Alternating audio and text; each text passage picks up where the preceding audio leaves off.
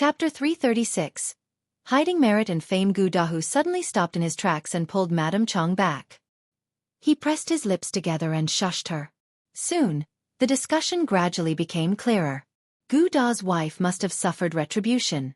Madame Yang must have come back to take revenge on her. Who asked her to be so vicious and evil?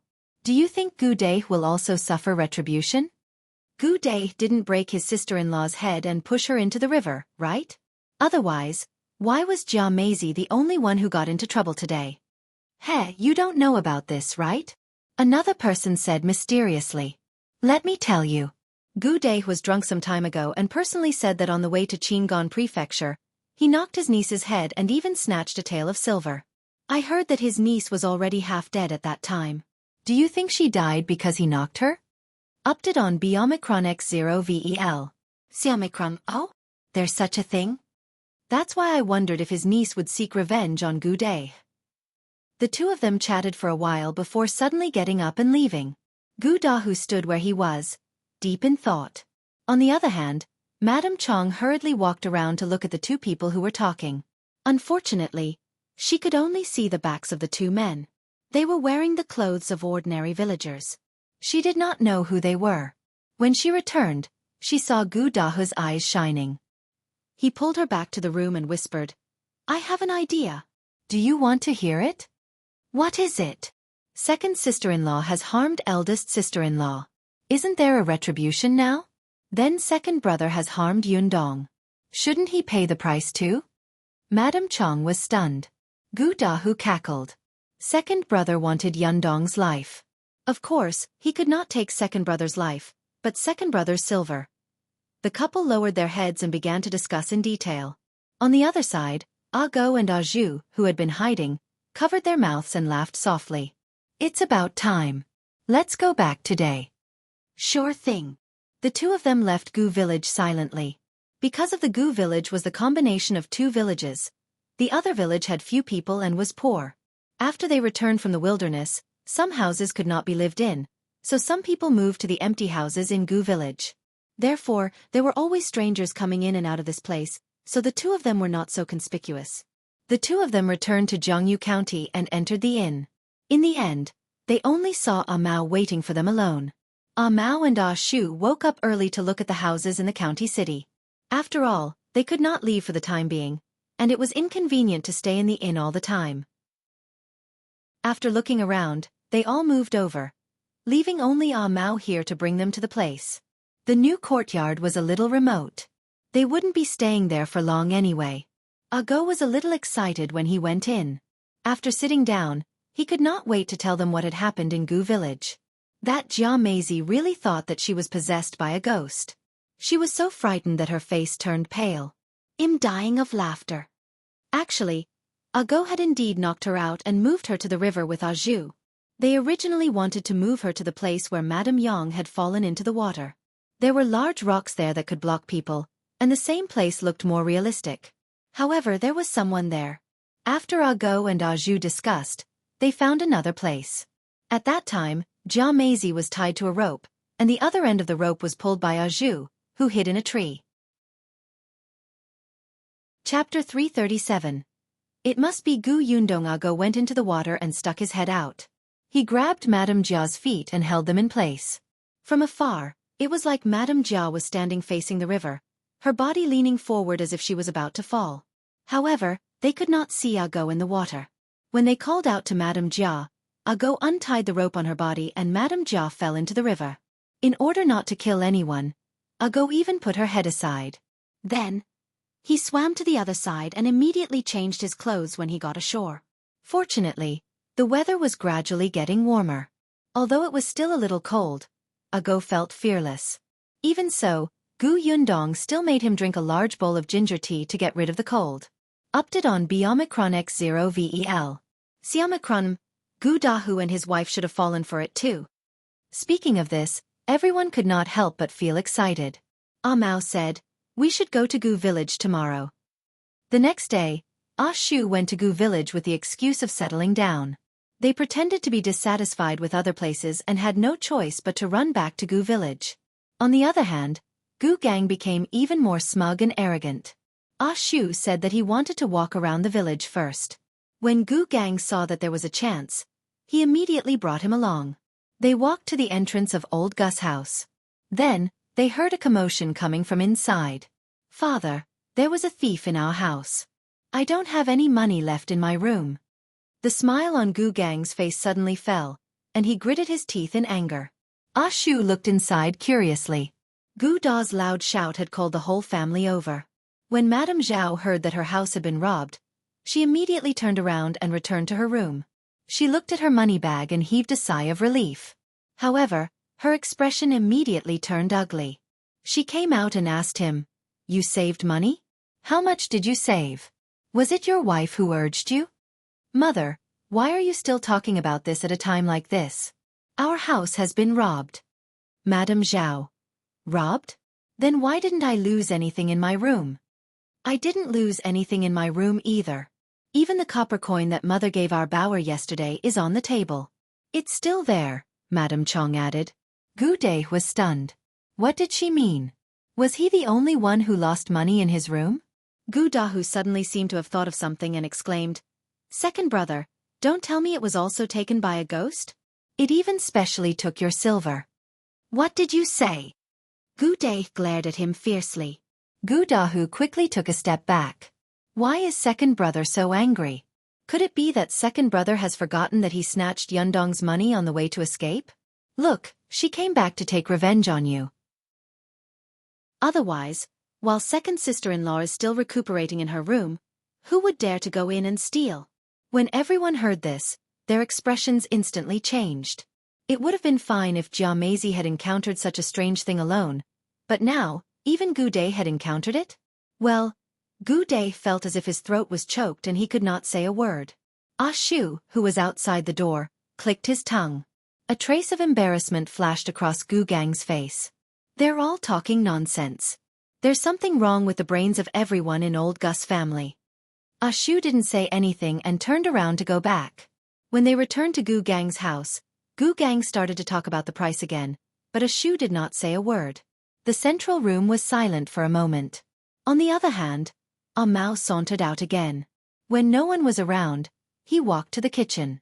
Seeing that MDM Shen was alone, he quickly went in and said, "Miss Shen, my lady asked me to tell you something."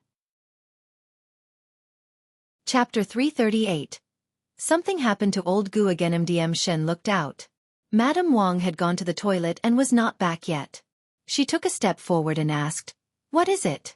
Ah Mao said, "My lady said that there are many ways to take revenge. If this path doesn't work, well, find another one. However, it's not worth it to sacrifice yourself for revenge." When Madame Shen heard this, she was stunned. Did that Miss Gu guess something? She pursed her lips and looked up to say something, but Ah Mao had already left. Update on B Omicron X0 VEL. C Omicron MDM Shen secretly pinched her fingers. Another way? Of course she knew there were other ways, but she didn't want to wait any longer. She would not throw herself in. "Why are you standing at the door? Did you do something wrong? Did you secretly eat something?" "Ha!" Madame Wang's voice suddenly sounded in her ears. Madame Shen was pushed by her and instantly lowered her eyes to hide the disgust in the corners of her eyes. She did not say a word. However, Madame Wang refused to give up. "Why are you acting like this again? All right, there's a piece of meat missing. You must have eaten it secretly. I knew that you're not a good person. I was only gone for a while. Your hands and feet are dirty, right? I was wondering why you spent so much money when you went to the county city to buy things yesterday. Were you the one who kept some of the money?" Her cursing continued. Gu Gang finally couldn't help but walk over and slap her. "Can you stop? The guests have been scared away. Do you think everyone is as petty and stingy as you?" Madame Wang screamed. "You hit me again?" She pounced on him and scratched him with her nails. MDM Shen silently retreated to a corner and watched them fight to the death. On the other side, Ah Shu had also returned. However, he told Gu Gang that he had to consider it carefully and would come back another day. The next day, Ah Go and Ah Zhu came over. Then, something happened to old Gus' family again. It was said that when Madame Jia came out of the outhouse in the morning, she saw the youngest son of the third branch take out a stone from Gu Dahu and his wife's room and plan to throw it away. Then, she recognized that it was the stone that she had dug out from the ground and thrown away. Jianghu exploded on the spot. She snatched the stone and beat the child until he almost vomited blood. Hence, the two branches started fighting again. Madame Jia insisted that it was Gu Dahu and his wife who had smashed her head, not Madame Yang's ghost at all. Of course, Gu Dahu and his wife did not admit it. They felt that Madame Jia was deliberately slandering them because the second branch had lost money and wanted to extort a sum from them. Old Gu and Madame Zhao were in a terrible fix. Not to mention stopping the fight, they were even injured. The villagers were all watching the commotion.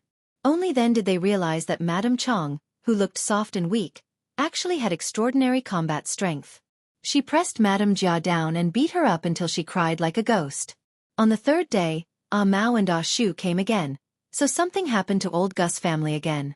The two branches of Old Gus family wanted to split up, but Old Gu refused. Madame Zhao said that they wanted to follow third brother.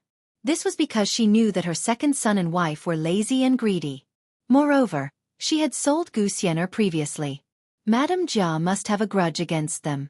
Gu Dai did not want to take care of this couple either, so he agreed readily. However, the condition was that they had to share more of the family assets as compensation for Gu Xian'er. Madame Zhao said that she did not have money. When no one was paying attention, Gu Feier secretly ran to the third branch's room to search for silver. He actually found 8 taels of silver. The Gu family was stunned, and Madame Zhao was even more dumbfounded. She had only saved 15 taels of silver for so many years. Chapter 339. The end of the old Gu family. Gu Dai leaned over to take a look and realized that one of the pieces of silver looked very familiar. When he took a closer look, he immediately recognized it. Wasn't this his? He remembered that when he went to exchange for copper coins, the silver fragments were in this shape. At that time, he even joked that the silver fragment was twisted too uniquely, and the two gaps were a little symmetrical. Gu Dai rushed up on the spot and hit Gu Dahu. He scolded him for being a thief and wanted to send him to the officials. He scolded his brother's wife for being a murderer and trying to murder Madame Jia. The two branches started fighting again. This time, even the children were involved. Old Gu shouted at the top of his lungs. No one listened to him at all. Madame Zhao cried even louder. Many things in her house had been smashed. On the fourth day, Ah Go and Ah Zhu came again. Then, something happened to Old Gus family again. The 5th day, the 6th day, the 7th day. On the 8th day, Old Gus family's two branches had already reached a point where they could not get along. The villagers seemed to be watching the show every day. Gu Gang wanted to interfere, but he realized that Gu Wanbao had been making things difficult for him recently. The two of them had quarreled several times, and he had even said that he did not want to get married. The rumors had even reached the ears of his future in-laws. Gu Gang was already in a terrible fix over his own family's matters, so how could he have the time to pay attention to Old Gus family's situation? By the time he came back to his senses, something had already happened to Old Gus family. It was said that Jianghu had suffered too much during this period of time. It was mainly because they were at a disadvantage every time they fought with the third branch. The third branch's couple were good at secretly scamming people. Others did not expect their martial arts to be so strong. If they fought, the second branch would always lose. Update on Omicron X0 VEL. See Omicron M. That day, when Jianghu saw the eldest daughter of the third branch, anger surged. She thought about how her Xian'er's life was still unknown and how she worked like a slave for others.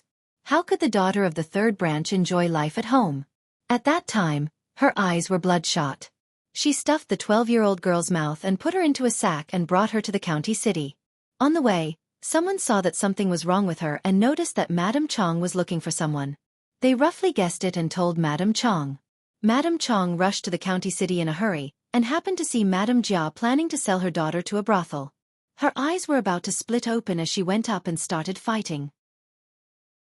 It was true that Madame Jia could not defeat her, but Madame Chong had to protect her daughter, so she was at a disadvantage. Unexpectedly, Madame Jia took the opportunity to tear off her clothes and expose most of her body in public. Who were the people in the brothel? They were all despicable men. Madame Chong was stunned and her mind went blank. In the end, it was her daughter who escorted her back. After Madame Chong returned, there was something wrong with her and she was in a daze. The doctor said that her brain had been hurt and was afraid that she would be like this in the future. However, Madame Zhao even said that she was embarrassing and wanted Gu Dahu to divorce Madame Chong. Gu Dahu was so angry that his entire body was trembling. He pushed Madame Zhao and almost made her fall. He rushed into the kitchen, grabbed a knife, and ran to the second branch's room. Madame Jia was trembling in fear. Gu Dai naturally went to stop her, and the knife slashed his wrist. The tendons in Gu Da's hand were broken, and his right hand was completely crippled. However, Gu Dahu did not give up. He steeled his heart and cut off the tendons in Gu Da's left hand. Old Gus' house was covered in blood. When old Gu and Madame Zhao rushed in, they saw Gu Dai lying in a pool of blood with a scream. Madame Jia was knocking Gu Dai away. Then she picked up the knife that he had dropped on the ground and slashed his leg. Old Gu collapsed to the ground. The last thought in his mind was, if I had known this would happen, I wouldn't have sharpened the knife yesterday. Chapter 340. The godlike Gu Yundong. The villagers were shocked by such a huge incident. Madame Chong went crazy. Gu Da's hands were crippled and Gu Dahu broke his leg. Madame Zhao wanted to sink Madame Jia into the pond. When Gu Gang heard this, he almost fainted. By the time he arrived at the Gu residence, the entire courtyard was filled with tragic cries. The villagers hired 2 doctors, but their medical skills were not very good. They could only stop the bleeding and save their lives. As for curing them, that would be too difficult for the doctors. Gu Gang went to look for old Gu. The latter sat weakly in Gu Dahu's room with his back hunched. It was as if a lot of white hair had grown out of his head in an instant.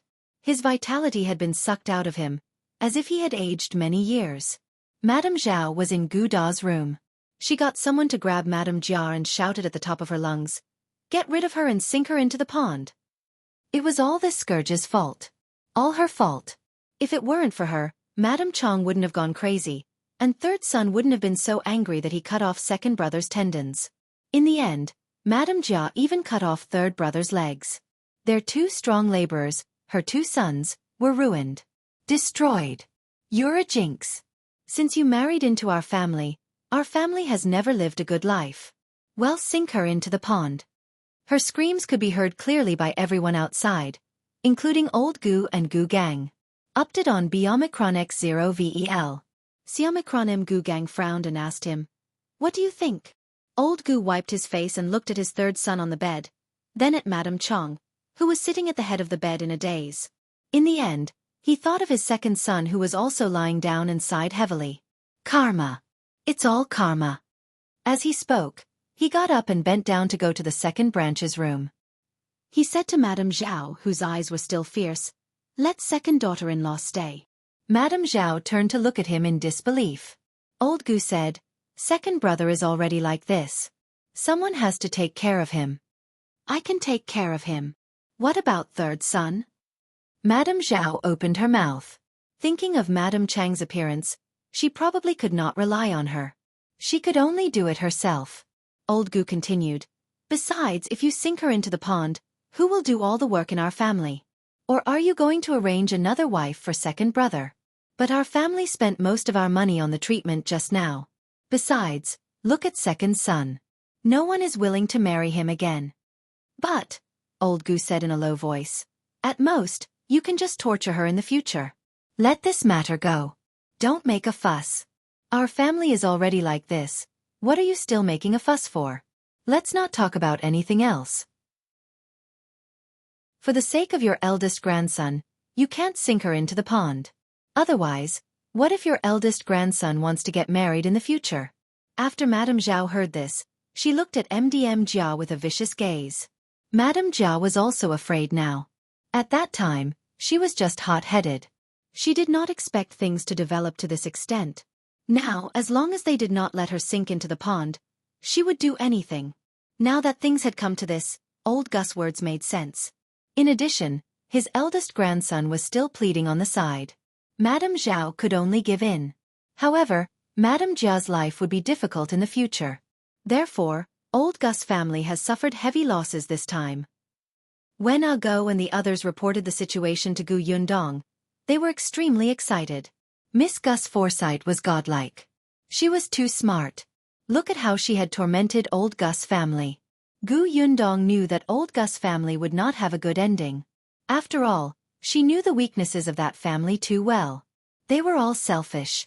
What she cared more about now was, what about Miss Shen? Chapter 341. Adulterous couple. At the mention of the Shen family, Shu and Mao looked at each other. Of course, they already knew how Madame Shen planned to deal with Gu Gang. Although they felt that it was not worth it, there was nothing they could do since Madame Shen insisted on doing so. Shu said, Miss Shen asked me to help her tomorrow. She should be preparing to reel in the net. Gu Yundong nodded. Go there early tomorrow. The next day, Shu went to Gu village again.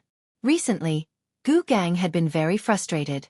Gu village was not peaceful because so many things had happened to old Gus family. Shu, whom he had always thought could extort more money from, always said that he would consider whether or not to settle down here. Every time he thought there was hope, something would happen to old Gus family. Then Shu would go back. This dragged on day after day. Therefore, Gu Gang really hated old Gus family to the core. He was considering whether he should chase this useless family out of Gu village. However, he had lost his patience with Shu. This time, when he heard that Shu was coming, he was also disinterested. It was only when Shu's cousin came over and said that Shu wanted to see the homestead that he suddenly came back to his senses. Had this guy made up his mind? Gu Gang immediately tidied himself up and left. Shu was standing not far from his distant cousin's house. He pointed at a place and said that he wanted to buy 1 acre. Gu Gang still stated the previous price, and there was no room for negotiation. Although Shu was unhappy, he still agreed. Unexpectedly, Gu Gang pushed his luck and asked for 5 taels of silver as he had to bribe the officials. When Shu heard this, he exploded and started arguing with him on the spot. He said that Gu Gang was a blood-sucking bug, that he was black-hearted, and his words were very intense. It provoked Gu Gang so much that he almost fainted. He pointed at Shu and told him to get lost. He didn't have to come again. Then, he went home angrily. There was no one at home. Gu Gang was so angry that his throat was smoking. He wanted to go to the kitchen to drink water. Unexpectedly, he heard strange rustling sounds. Among them was his concubine Madame Shen's. There was something wrong with that sound. Gu Gang followed the sound and saw that the door to his room was ajar. He could hear laughter coming from inside. He only heard a few words before his anger surged. He suddenly pushed open the door. What greeted his eyes were 2 people in disheveled clothes hugging each other. One of them was Gu Wanbao, his good grandson. The other was Madame Shen, his beloved concubine. What a match made in heaven. Gu Gang pointed at them with a trembling finger. You adulterous couple, you actually did such a thing, you did such a thing. Slowly, even his body began to tremble. He turned around to look for something, as if he wanted to beat them to death. Seeing that there was a wooden stick beside the doorframe, Gu Gang took it. Madame Shen screamed in fear and hurriedly hid behind Gu Wanbao. She said pitifully and dependently, What should I do? Wanbao, save me. Hell, kill me. What should I do? I'm so scared. Initially, Gu Wanbao was still a little timid. However, he had been quarreling with Gu Gang recently, so his courage slowly grew. Coupled with Madame Shen's stimulation, he immediately puffed out his chest and stood in front of her. Who are you calling an adulterous couple? You're clearly the one who's so old and still doesn't know shame. I was the one who saved her in the first place, and I was the one who wanted to marry her. If you hadn't ruined her, we would have been a perfect couple. You old man, you already have my grandmother, yet you still fancy a young lady. She's young enough to be your granddaughter. Chapter 342. Escaped. You. Gu Gang raised his hand that was holding the wooden stick high, but he could not smash it no matter what. He felt that his hand was out of control, and a bad feeling welled up in his heart. Gradually, his pupils enlarged, and Gu Gang made a difficult hee-hee sound. He walked towards Gu Wanbao step by step, his eyes bloodshot as if he wanted to say something. However, in Gu Wanbao's eyes, it was obvious that he wanted to kill him. However, Madame Shen saw that something was wrong before him. She tugged at Gu Wanbao's sleeve. Is he going to beat us to death? Let's run. Gu Wanbao pulled him away. Gu Gang was a little anxious. He moved his other hand and seemed to be able to control it. He immediately grabbed Gu Wanbao, who was walking past him. Gu Wanbao's expression changed. In his panic, he grabbed the scissors in the embroidered basket and stabbed them at him. Bright red blood spurted out, dyeing Gu Wanbao's hands and his clothes red. Gu Gang lowered his head in disbelief and looked at the scissors stuck in his chest. Gu Wanbao was also shocked. He lowered his head and looked at his hands. He had killed someone. He killed his own grandfather. Gu Wanbao suddenly took 2 steps back. He looked at Madame Shen, who also looked at him with wide eyes. You have to pay with your life for killing someone, she said with difficulty. Gu Wanbao's face turned pale. He shook his head. No, I didn't do it on purpose. I don't want to pay with my life. I don't want to die. I don't want.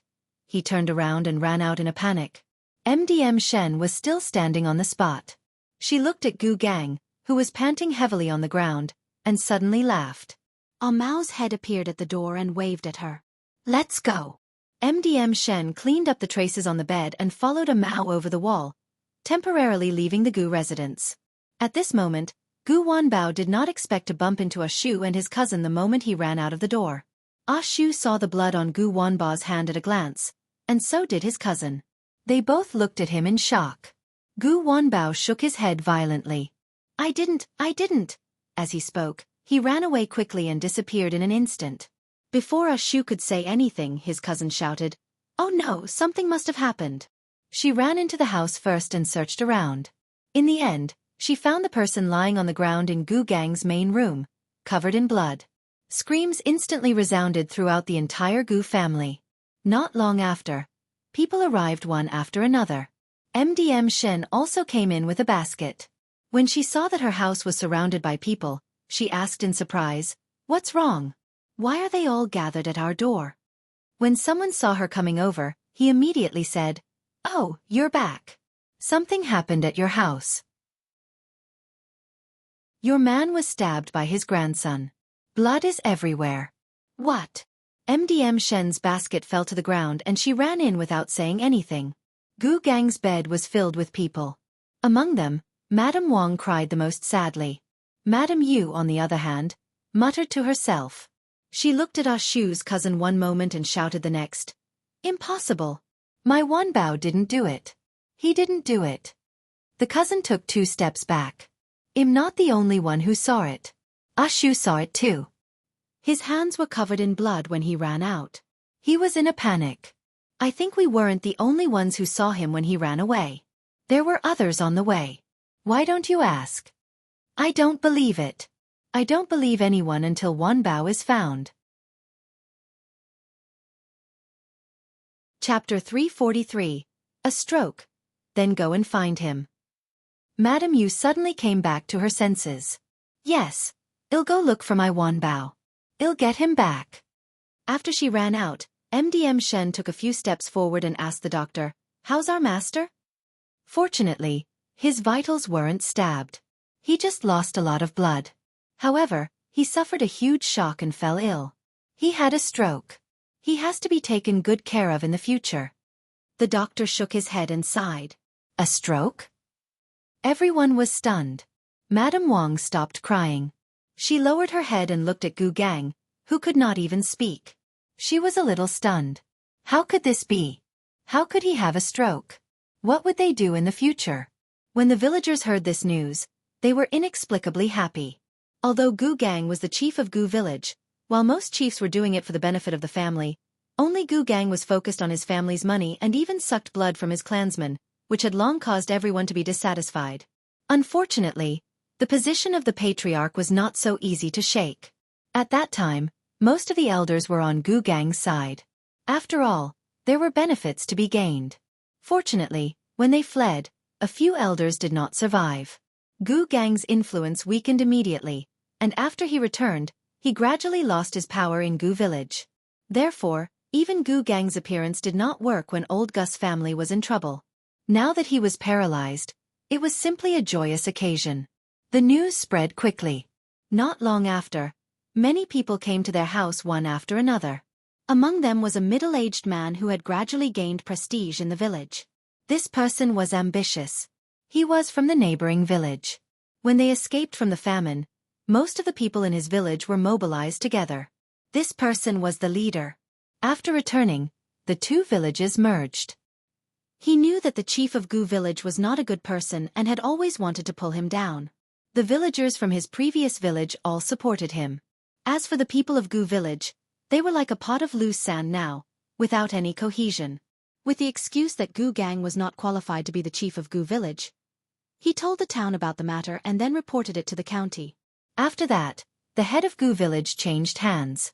In just one day, so fast that Gu Gang's family did not even have time to react, their family had gone from the high and mighty village chief's family to one that no one liked. When the new village chief heard about Gu Gang's case, he reported the suspect, Gu Wanbao, to the police. The police was also searching for Gu Wanbao. Madame Yu went out to look for her son for a day, but she couldn't find him. When she returned, she realized that the sky had changed. The entire Gu family was filled with a gloomy atmosphere. Only MDM Shen slept soundly. Gu Yundong was quite satisfied with this result. As long as MDM Shen felt that it was fine, she would naturally be fine. About 10 days had passed since the start of her plans for Gu village. The Gu family was finished, and so was Gu Gang. Gu Yundong thought that it was time to go back and meet her younger siblings. She was already starting to miss them. Her mother was playing with the puzzle over and over again, almost to the point of erasing the patterns on the puzzle. However, before leaving, she still asked Bian Yuanji, "We will be leaving here in 2 days. Is there anywhere you want to go?" She thought that after leaving this time, they might not have a chance to come back again. She asked him if there was anywhere he wanted to go and would bring him there before they left. Bian Yuanji was stunned. He lowered his head and replied after a while, "Yes." Chapter 344. Meeting Madame Hu again. Bian Yuanji wanted to take a look at his home. Ever since he came back from the desert, he stayed in the Ding family for a few days before being sent to the Gu family. Until now, he had never returned to the warm home where his parents and sister used to live. Gu Yundong immediately agreed. She also wanted to take a look. The Bian family was a little far away. After leaving the county city, they had to pass by Gu village and the Ding family's Shangbei village. After passing another village, they arrived at his house. Her eldest uncle Bian Han's parents had passed away a few years ago. His family had never had many children. Bian Yuanzi's only close relative was Bian Han's sister, who had long been married off. Unfortunately, he did not return after escaping. Wuxia village was not big and was poorer than Gu village and Shangbei village. After the disaster, it was even poorer and there were not many people left in the village. When they saw Gu Yundong and the rest, they looked over curiously. It was only when they saw them going to the Bian family that they suddenly remembered. Wasn't he the child from the Bian family? The Bian family had long been in shambles.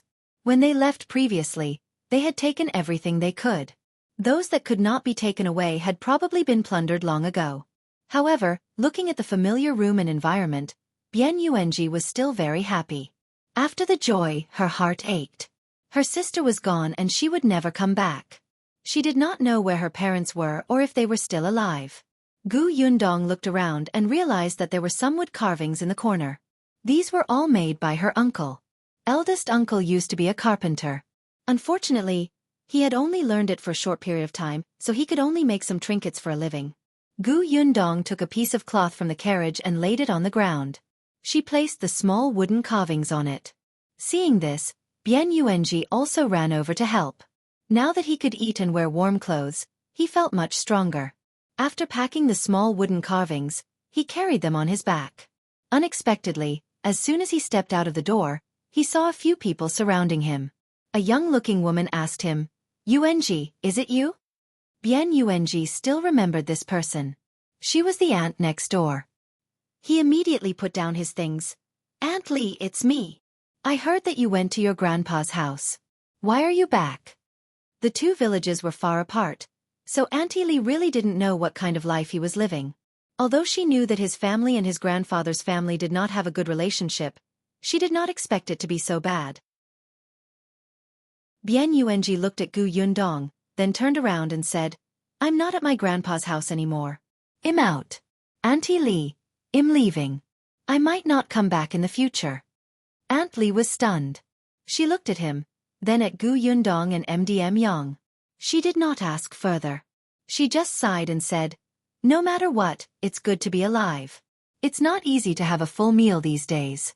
You're a good child. Take good care of yourself." Based on Bian Yuanzi's current attire, he seemed to be doing well. He should be living a good life. Bian Yuanji nodded at Aunt Li with a smile. He now had a cousin and his aunt, Ashu and Kiki. He was very good. Picking up the cloth bag on the ground, Bian Yuanji walked towards the carriage. Unexpectedly, halfway there, he suddenly saw someone walking over. As soon as Bian Yuanji saw that person, he recalled a bad memory. He turned around and ran towards Gu Yundong, holding her hand nervously. Only then did Gu Yundong look up at Madame Hu was walking over. Madame Hu was also surprised. She looked at Bian Yuanji and was speechless for a long time. Chapter 345. A little familiar upped by BOXN0VEL. Xiaomicron M. Madame Hu called out to him tentatively, "Yuanji?" She couldn't be blamed for not being sure. It was mainly because Bian Yuanji was too different from what she had seen before. Who would have thought that in just 10 days, this person would become a completely different person? It seemed that he had indeed lived a good life. Madame Hu felt a little jealous.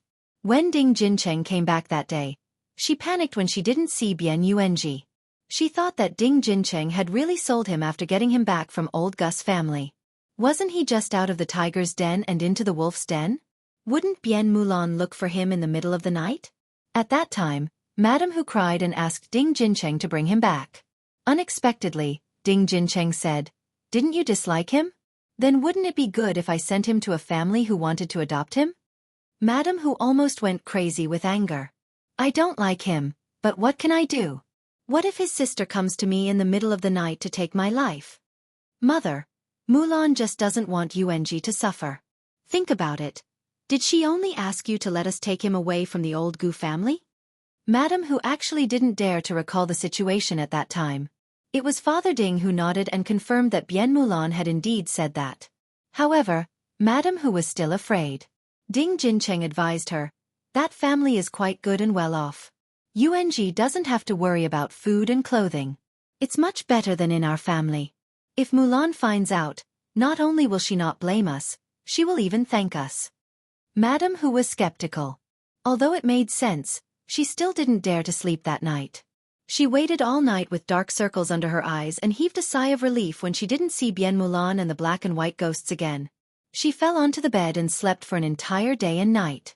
When she woke up the next day, she heard that something had happened to old Gus' family and that it was haunted. Jia Meizi had also been hit on the head and fell into the water, just like Madame Yang back then. At that time, she felt that Bian Mulan was taking revenge on old Gus' family and was secretly happy. She secretly thought that the woman deserved it and started to laugh at her. However, something had been happening to old Gus' family. In just 10 days, they had actually reached the point of killing each other and breaking their limbs. Madame Hu was a little afraid. She felt that Mulan seemed to be a little ruthless and especially vengeful. She was afraid that after Mulan finished dealing with old Gus' family, she would remember what Madame Hu had done wrong and look for her again. Therefore, Madame Hu set up a memorial tablet for Bian Mulan at home and burned a lot of paper money. In the end, she still felt uneasy. She actually dreamed of Bian Mulan's family in the middle of the night. She shivered and came to the Bian family the next day. She wanted to clean the house for the Bian family so that Bian Mulan could stay at her maternal home if she had nothing to do and wouldn't scare them again. He didn't expect to see Bian Yuanji here. Bian Yuanji still looked like he was living a good life. Madame Hu shifted her complicated gaze away from him and looked at Gu Yundong. Then she was stunned. This woman looked a little familiar. "Miss, have we met before?" Gu Yundong did not like Madame Hu. Initially, she did not want to talk to her. Unexpectedly, Madame Hu remembered it herself. "By the way, it's at Xingxing restaurant, right? You asked my Jincheng about something, right?" Gu Yundong was a little surprised. He did not expect Madame Hu to have such a good memory at her age. Madame Hu was a little jealous. Her Jincheng knew such a rich family first, but she didn't expect Bian Yuanji to take advantage in the end. Gu Yundong nodded slightly and said to Bian Yuanji, "Let's go." Yeah. Madame Yang also held Bian Yuanzi's hand and said, "Don't be afraid. Dong Dong will protect you." Madame Hu was stunned. Why did this person's words sound? Chapter 346. That's Gu Dajiang's wife upped by Box and 0VEL. Xiaomicron and Madame Hu watched as the three of them got into the carriage, but her brows furrowed slightly. It was only when their carriage disappeared into the distance that she came back to her senses. She strode towards Auntie Li's house and asked her, "Hey, do you know who the person with UNG is?" Auntie Li shook her head. How would I know? She didn't really want to bother with Madame Hu. Besides, she really didn't know. She had only said a few words to UNG. That girl looked very noble. How could a poor family like hers dare to look at the girl? Seeing that she could not find out anything, Madame Hu was a little angry. At this moment, she could not be bothered to go to the Bian house. She turned around and ran home. When she saw Ding Jincheng chopping firewood, she hurriedly pulled him over and asked him very seriously, "Tell me honestly, who exactly is the person who adopted Bian Yuanji?" Ding Jincheng was taken aback, and his gaze drifted a little. "Didn't I say it already? It's just a kind-hearted family who pitted UNG. Don't lie to me." Madame Hu suddenly shook off his hand and said angrily, "I met them all today. Not only did I meet Bian Yuanji, but I also met Gu Dajiang's wife." Yes, the woman who spoke like a child was Gu Dajiang's wife. Of course, she recognized Madame Yang. It was just that the Madame Yang she saw today was too different from before. Not only had she gained weight, but her face had also become better and her clothes were neat. She didn't dare to look at her anymore. It was only when she heard Madame Yang's words that she suddenly connected the two of them. However, Madame Hu could not believe it no matter what. Still along the way, she was certain that it was Madame Yang. Who was the woman holding Bian Yuanzi's hand? Ding Jincheng saw that his mother had seen them, so he did not hide it anymore. He pursed his lips and said, "That person is Yuanzi's cousin." "Cousin? She's eldest Uncle Gu Dajiang's daughter." Pust. Madame Hu's eyes widened. Gu Dajiang's daughter? Madame Yang's daughter? No wonder Madame Yang was also there. She frowned tightly. Gu Dajiang's daughter was back, and she looked rich. She returned to Jianghu County, but she didn't show up. She didn't go back to Gu Village, but only asked you to bring Bian Yuanji out? Ding Jincheng nodded. Yes, she knew that Bian Yuanji wasn't doing well. The Gu family didn't like him, so she took him away. She doesn't live in Jianghu County? Ding Jincheng still nodded. Madame Hu lowered her head and thought for a moment. Suddenly, she clapped her hands and smiled. Then, she turned around and left. A bad premonition flashed across Ding Jincheng's mind. He suddenly pulled her back.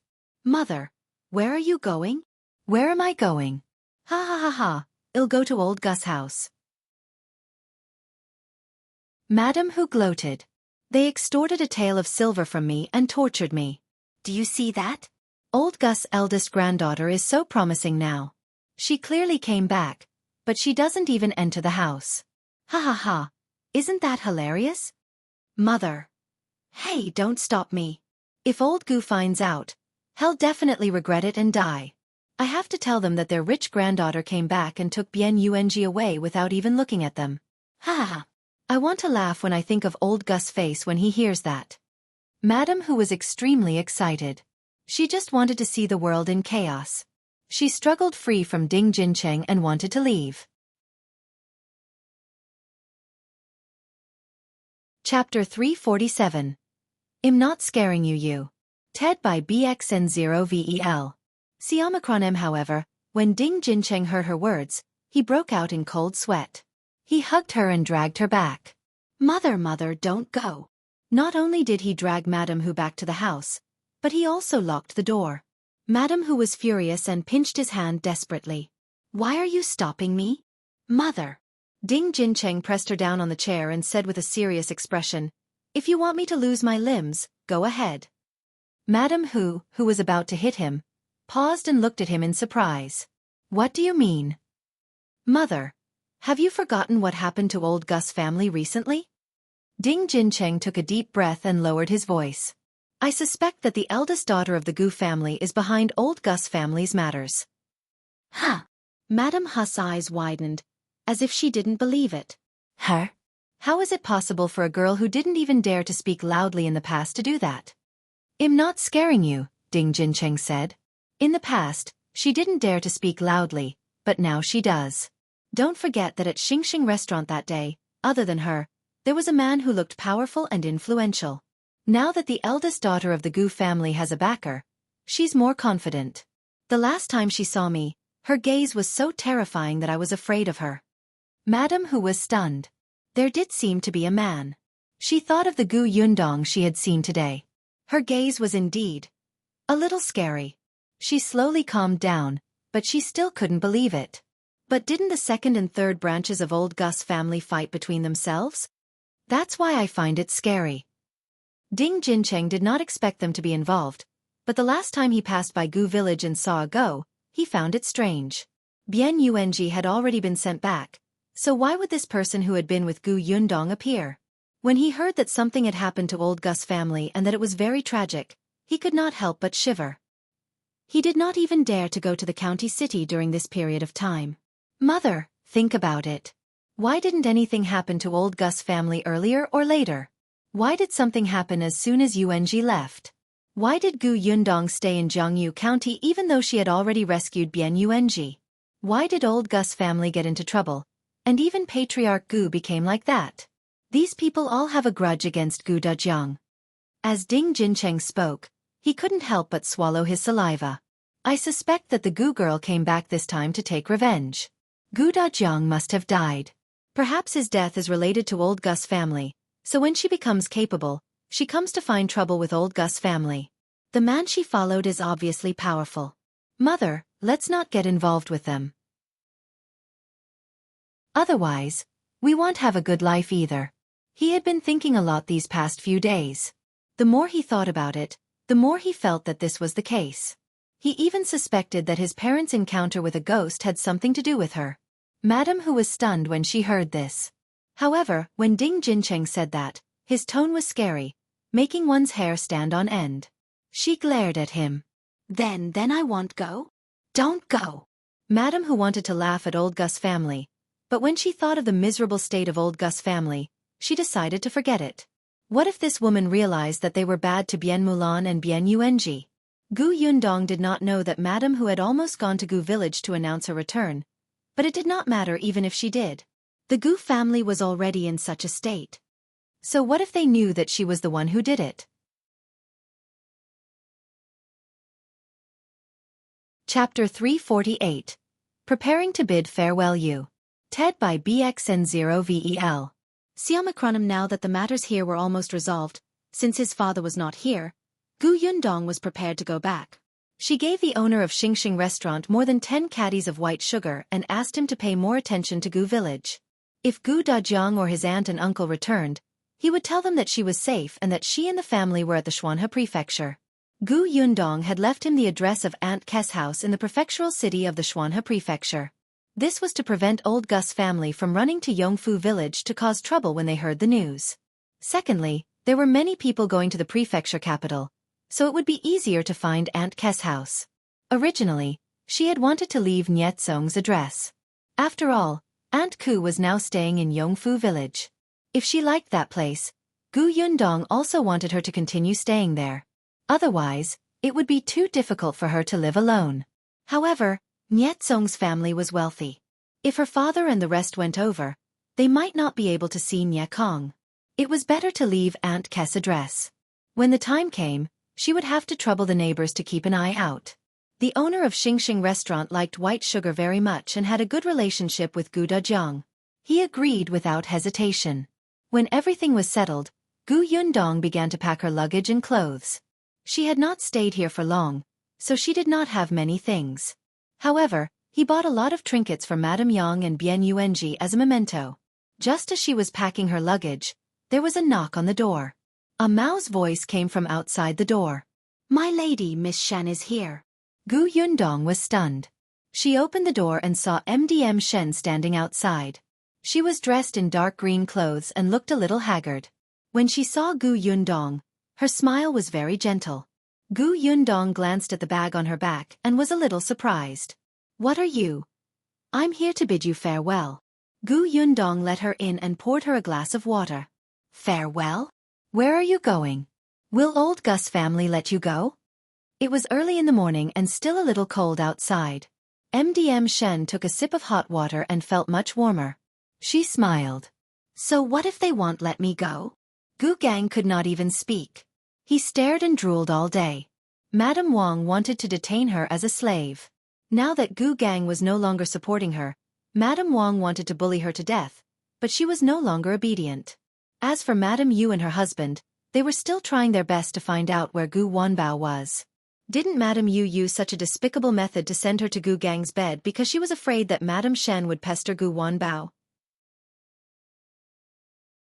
Now, Madame Shen would let her have a taste of losing her son.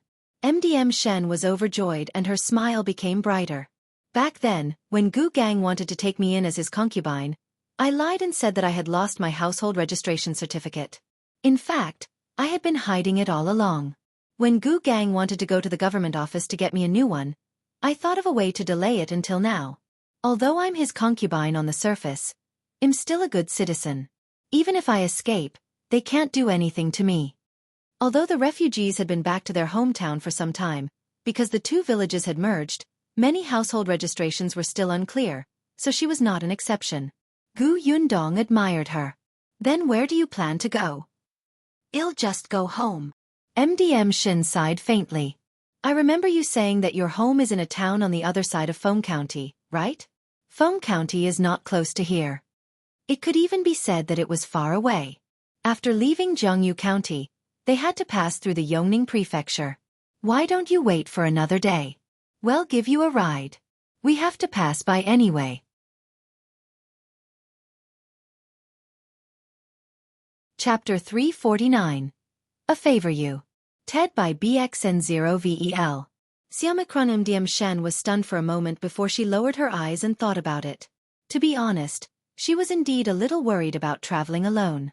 Originally, she had planned to look for a caravan after bidding farewell to Gu Yundong and see if she could hitch a ride. It would be great if she could be with Gu Yundong. Hence, she nodded and agreed. "Thank you. Then I'll take you to your room to rest. We'll leave early tomorrow morning." "Yeah." Gu Yundong brought her to the room next door. That room was empty and just needed to be tidied up. When MDM Shen was working, Gu Yundong went out. Unexpectedly, as soon as she walked out of the courtyard, she saw a Mao and the other three pushing each other towards her. Gu Yundong stopped in her tracks and glanced at them. The four of them immediately straightened their backs. However, their eyes did not stop rolling for a moment. Anyone could tell that they wanted to say something but hesitated. Gu Yundong entered the central room and said, "Do you have anything to say to me?" The four of them quickly walked in and looked at each other. After a while, a Mao, who was the boss, said, Miss, we want to beg me for something." "Beg me for something?" Gu Yundong was surprised. Why did it sound so serious? She couldn't help but sit up straight. "Go ahead." "Well, miss, can you bring us back to the Xuanhe Prefecture?" Gu Yundong could not help but be stunned. She blurted out, "Brother Xiao didn't say that he wanted to take you away?" Brother Xiao?" Xiao Qingyuan, who had just stepped through the door, suddenly stopped in his tracks. This was the first time he had heard her call him Brother Xiao. Why did it sound so nice? Xiao Qingyuan couldn't help but smile. He tried his best not to laugh out loud. He cleared his throat and strode into the central room. Gu Yundong turned her head and saw him. She looked at the spring breeze on his face in confusion. What happened? Why was he so happy? Xiao Qingyuan silently walked to a chair at the side and sat down. He picked up his teacup and drank his tea quietly. Continue chatting. He pretended that he didn't exist. She could continue to call him Brother Xiao. Gu Yundong felt that there was something strange about him. They were talking about him and he was present. How could they continue chatting? However, a Mao could still continue. He said, "Young Master Xiao said that it's up to you whether we stay or leave." Xiao Qingyuan nodded slightly. Gu Yundong was speechless. "Didn't you bring them from the prefectural city?" He had already ordered them around for so many days. Had he not decided if he wanted to take them away? Gu Yundong could not help but rub her forehead. He pointed outside and said, "Go pack your things. Buy everything you need. If you need money, ask Xiao Qingyuan." "All right." The four of them immediately cheered up and skipped out of the door. Xiao Qingyuan was a little disappointed. Why did she call his name again? Mao quickly poked his head in. "Young Master Xiao, we..." Xiao Qingyuan could only stand up and leave expressionlessly. Gu Yundong looked at his back and was puzzled. Why did it feel like he was a little disappointed? Could it be that he did not want to bring Mao and the other three along? No way. Didn't he say that Mao and the others were very smart? If they were nurtured well, they would be his right-hand men in the future? Moreover, they had already done bad things together. It was not good to leave them behind. Gu Yundong shook her head and returned to her room to continue packing. The next morning, the group loaded the items into 2 carriages, checked out of the inn, and set off for the city gate. Chapter 350. Follow-up of Gu Village U. TED by BXN0VEL. Siamacron M sitting in the carriage, Bian Yuanji looked very happy. He would be able to see Shu and the others soon. Although he had yet to find his parents, his cousin was right. As long as he lived well, he would definitely be able to see them. MDM Shen was also sitting in the carriage. As she watched this place that had given her a painful experience get further and further away, her mood was unprecedentedly calm. Unfortunately, Gu Village was not peaceful at all. After Madame Wang found out that she had disappeared, she started to shout everywhere that she had eloped with someone and wanted to find her and drown her in the pond. It was a pity that Gu Gang was no longer the village chief. At most, he was only the patriarch of the Gu family in name. However, it was likely that he would not even be the patriarch soon. As the new chief of Gu Village, he did not react to Madame Wang's words at all. He even heard from the family living next door to old Gus family that Madame Wang had tortured Madame Shen until she ran away, so he reprimanded Madame Wang fiercely. Only then did Madame Wang realize that her family really had no status in the village anymore. They were the kind that anyone could step on. She hated it to death, but who could she blame? In the end, no matter how she thought about it, it was all because of Gu Gang, who had to take a concubine despite being so old. Therefore, when she was taking care of Gu Gang, she became extremely impatient. Not only did she curse, but she also often starved him and kept him cold. Not long after, he became so thin that he was only skin and bones. He did not have any energy left. His son and daughter-in-law didn't care about him at all. They didn't even have enough time to look for Gu Wanbao, let alone care about such a useless person. However, Gu Gang's vitality was still very tenacious. He could not die, so he could only suffer. The Gu family, which was not far away from them, was not doing well either. The brothers had lost their arms or leg. Now, he could not do any work and had to lie in bed every day to be served. To the two of them, what was the difference between them and trash? In the beginning, the two of them would still scold each other. Later on, when they ran out of strength, they would lie on the bed in a daze. Their willpower was especially low. Occasionally, when their temper flared up, they would scold their children. After scolding their children, they would scold their wives. After scolding their wives, they would start scolding their parents. Not only had their families been tortured, but they had also destroyed many things. The old Gu family, who had spent almost all their money to treat their injuries, was now extremely poor.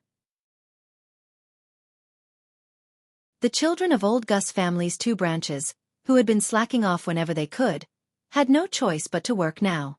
The younger ones had to go to pick pig grass and firewood. Every day, they would come back and look at their swollen fingers with teary eyes.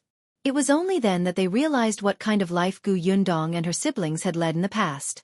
There was regret and hatred. Why didn't Gu Yundong and her siblings come back? If they were here, they would be the ones doing the work. Jia Meizi was so tired that she couldn't even straighten her back every day. In the past, she was the laziest and most greedy sister-in-law, but now, she couldn't sleep or eat her fill every day. In the day, she had to wash clothes, cook, and go to the fields. In the middle of the night, she had to take care of Gu Day. Sometimes, when Gu Da's temper flared up, he would hit her. He blamed her for selling the 3rd branch's child and implicating him, causing him to become a cripple. Jia Meizi didn't dare to retort. She had gone back to her maternal family. But what did they say? Maisie, your reputation is ruined now. Everyone in our village knows that you wanted to harm your sister-in-law and even cut off your third uncle's leg. Now, it has already implicated your niece's marriage. If you're divorced, our Jia family will treat it as if we don't have a daughter like you.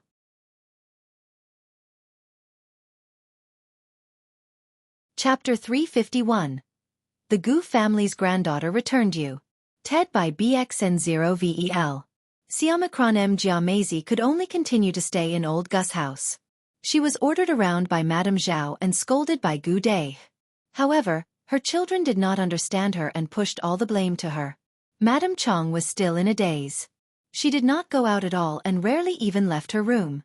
Not only was she unable to take care of Gu Dahu, she even needed her daughter to take care of her.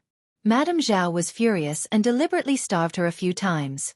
Madame Chong was so hungry that she couldn't take it anymore and came out, but she directly smashed the door of the main house to find food and almost fought with Madame Zhao. Madame Zhao almost fainted. She was also busy. Madame Chong could not take care of Gu Dahu, so she could only do it herself. There were many things to do at home. She was already so old, but she still had to do it herself. It was the same for Gu Chuanzong. He did not have to go to the fields previously. Before escaping, he had 4 sons. Even though Gu Dajiang worked as an accountant in the county and Gu Day and Gu Dahu would occasionally slack off, he still had a diligent 4th son. After returning from the famine, he occasionally had to work in the fields, but he also had 2 sons. In order to have a good harvest, the 2 of them had to work. But now, the 2nd and 3rd branches did not have any strong laborers. Gu Feier was not young anymore, but he used to rely on the fact that he was the eldest grandson and was always pampered. Even if he was a child from the countryside, he still lived a pampered life. Now, he could not lift anything heavy. He could not stand such weather for an hour. The only person in old Gus' family who could work was Gu Chuanzong. Nowadays, he went out early and returned late every day. He was so tired that he went home and fell asleep. Initially, he thought that he would be able to enjoy life with so many sons. Now it was the complete opposite. He had to support 2 families. Gu Chuanzong was very regretful now. If he had known earlier, he would have stopped 4th son from leaving the team to look for Gu Yundong and his mother. At least his youngest son would be filial to him. He sighed slowly and carried the hoe home. Unexpectedly, a familiar name suddenly sounded in her ear. Yes, Gu Dajiang's eldest daughter is very rich. Gu Chuanzong was stunned. Gu Dajiang? Eldest daughter? He looked up in confusion and turned to see Madame Hu chatting with someone under a tree not far away. He could not even lift his legs, but he still walked over numbly. Madame Hu's back was facing him, but her voice was not soft. That's Gu Yundong. I saw it with my own eyes. She's back with her silly mother. Do you know why we had to bring Bian Yuanji out? It was Gu Yundong who begged us. Now, that Bian Yuanji is going to enjoy life too. Someone at the side did not believe it. That eldest granddaughter of old Gus' family was very timid in the past. Why do you make it sound like they're 2 completely different people? Are you sure you didn't see wrongly? How could I be wrong? Madame Hu retorted excitedly. I even saw her bring Bian Yuanji to the Bian family that day and take away a lot of the things in the Bian family. She's changed. She married a rich man. Her clothes are flamboyant and she's wearing gold chains. There's a silver hairpin on her head, a jade bracelet on her wrist, and she's sitting in a carriage with 4 or 5 maidservants. Ha! Everyone was in an uproar. So rich. Madame Hu snorted. And Gu Dajiang's wife. Keskaske. There's a maidservant supporting her when she gets into the carriage. She's even fed. What does it matter if she's a fool? Anyway, there's someone to serve her, right? Chapter 352. Why doesn't she care about me? You. TED by BXN0VEL. Xiaomicron the more Madame Hu spoke, the more excited she became. Bian Yuanji has already put on new clothes. In just a few days, he's gained weight and his complexion has improved. After eating, a maidservant will wipe his mouth and make sure that his soup isn't too hot. He can buy whatever he wants. He can even throw away a stick of candied hawthorn just for fun. When she said this, Even the children beside her came over and swallowed their saliva with sparkling eyes. Why would he throw it away? He can give it to me. Madame Hu glanced at the child who spoke. To you? When he was suffering here in the past, did you give him a grain of corn? Dream on. Everyone was extremely envious. If they had known that Bian Yuanji had such good fortune, they would have treated him better. One of the families in the crowd was stunned.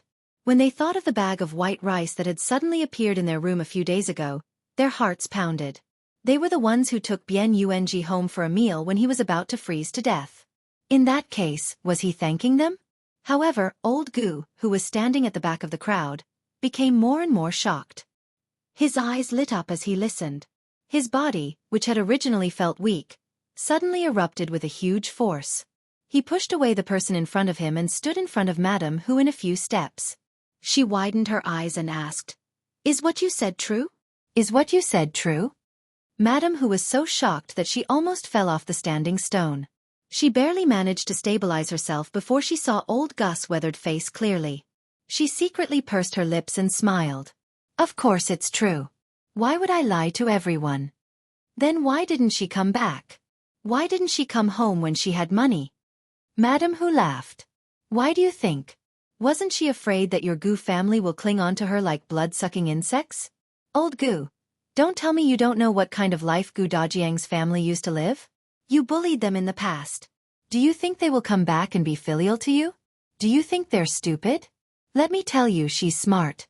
She secretly took Bian Yuanji away and didn't even look at you. But she's a member of old Gus' family. She's my granddaughter. How can she leave us alone when she's rich? Old Gu was so angry that he was panting. The veins on the back of his hand were bulging, as if he could not accept this fact. The Gu family had already become like this. If Gu Yundong was really rich, why would he need to work so hard? His second and third sons could also go to a good medical center to treat their illnesses. They could also live in a big house with people serving them. Madame Hu sneered. You really dare to think about it? Your granddaughter is already married. The rich man is her husband. Why should he care about you? What about Gu Dajiang? What about Gu Yunshu? My son and grandson. It would be unfilial of them to ignore me. Madame Hu smiled even more happily. I only saw Gu Dajiang's wife. As for Gu Dajiang and Gu Yunshu, I didn't see them. Don't tell me these two are gone? Think about it, if they were still alive, would Gu Yundong not bring them here? She even brought Madame Yang with her when she went out. I don't think there's anyone else in the family who can take care of her. When everyone heard this, they all thought that it made sense. Madame Yang was a fool. It would be so troublesome to bring her out. If Gu Dajiang was around, she would definitely leave her at home for him to take care of. If Gu Yunshu was around, Gu Yundong might as well bring him along instead of a fool. The daughter must have been worried without Madame Yang's close relatives by her side.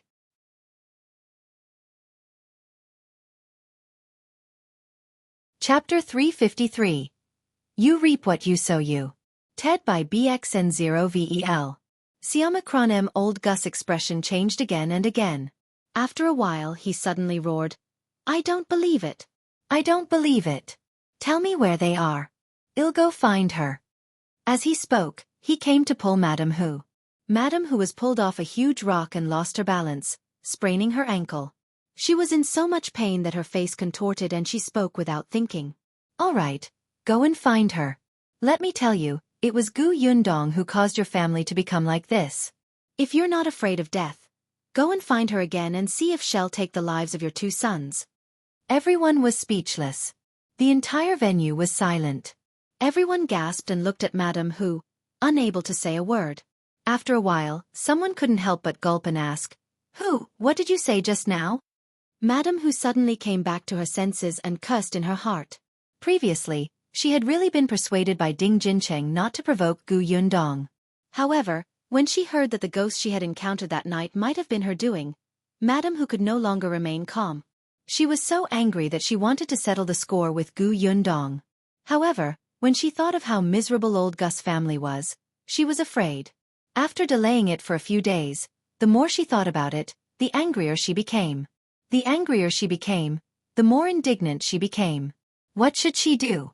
In the end, she pushed the responsibility to old Gus family. Wasn't this all old Gus family's fault? If she could not find trouble with Gu Yundong, could she not cause trouble for old Gus family? Madam Hu was quite shrewd. She saw that there had been no movement from old Gus family recently. So Gu Gang's family was just like that. She also noticed that MDM Shen had escaped. When one thought too much, it would be easy for one to come up with conspiracy theories. Madam Hu felt that MDM Shen had been arranged by Gu Yundong from the beginning. After MDM Shen left, there was no movement from old Gus family. Gu Yundong must have left Jianghu County.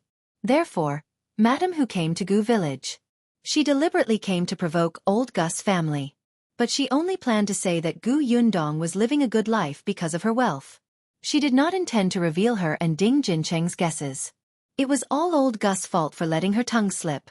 Madam Hu wanted to take back her words, but there were so many people around and they heard her clearly. When they regained their senses, they immediately grabbed her and asked, "Are you telling the truth? Was it Gu Yundong who did everything to old Gus family?" "But she didn't come to our Gu village. How did she do it?" "That's right. Gu Yundong was so timid in the past. How dare she do such a cruel thing?"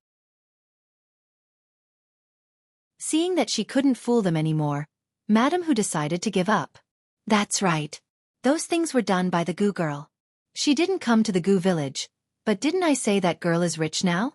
With money. Are you afraid that she won't be able to find someone to help her? She was timid in the past. But don't you see how badly she was persecuted by old Gus family? Her father and siblings are dead, and her mother was harmed by Jia Meizi. How can she not hate her?" So, this was all forced by old Gu. Madam Hu came to a conclusion. The Gu family reaped what they sowed. If they had treated Gu Yundong better in the past, wouldn't she have brought their family over to enjoy life now that she's rich? Just look at how Bian Yuanji is living now. Not far away, Madame Zhao also roughly heard it. Her expression immediately turned ferocious as she shouted, "That be asterisk T6, I'm going to sue her. She caused our family to be like this. I'm going to sue her." Madam Hu laughed out loud when she heard this. "Go ahead. Don't blame me for not reminding you. The man that the Gu girl married is not an ordinary person. One look and you can tell that he's powerful. Otherwise, how could he make all of you lose your arms and legs? If you sue him, you won't even be able to protect your grandson." Madame Zhao's face turned pale, but old Gu suddenly roared. He turned around and pounced at Madame Zhao, grabbing her and beating her up.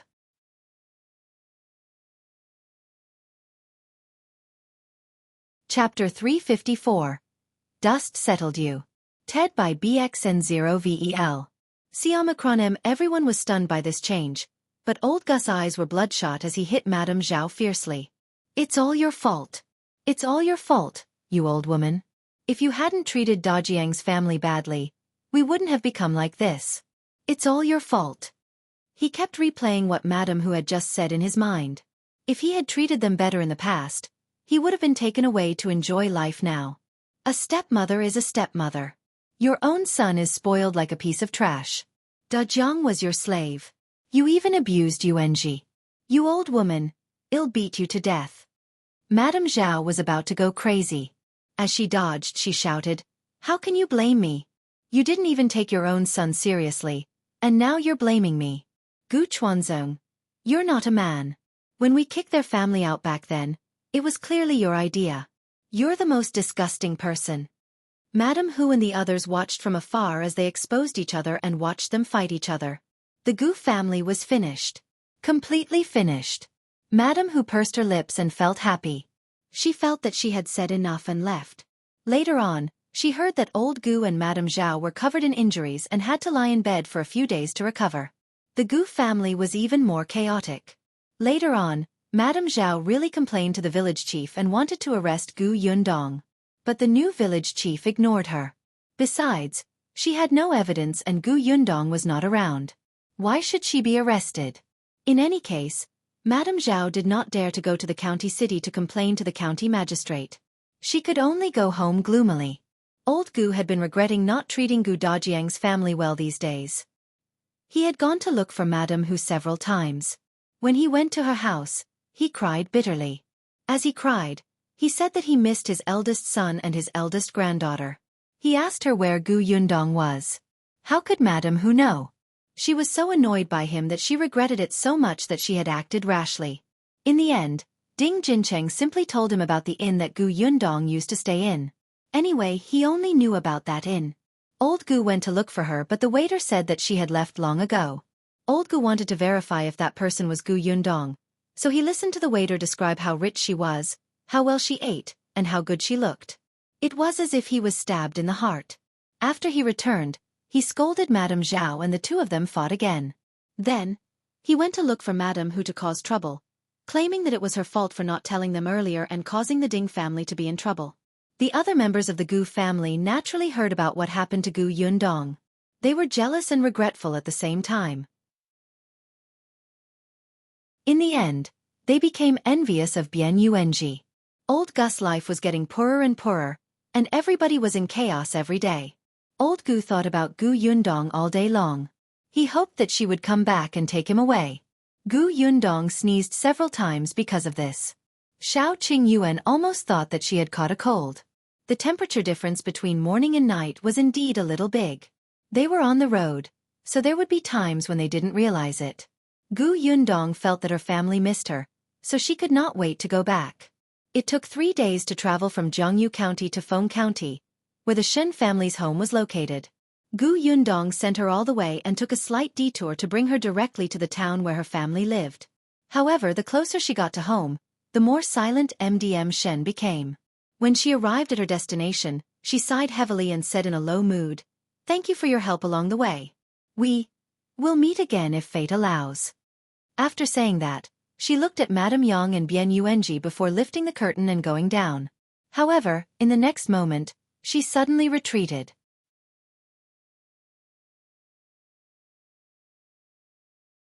Chapter 355.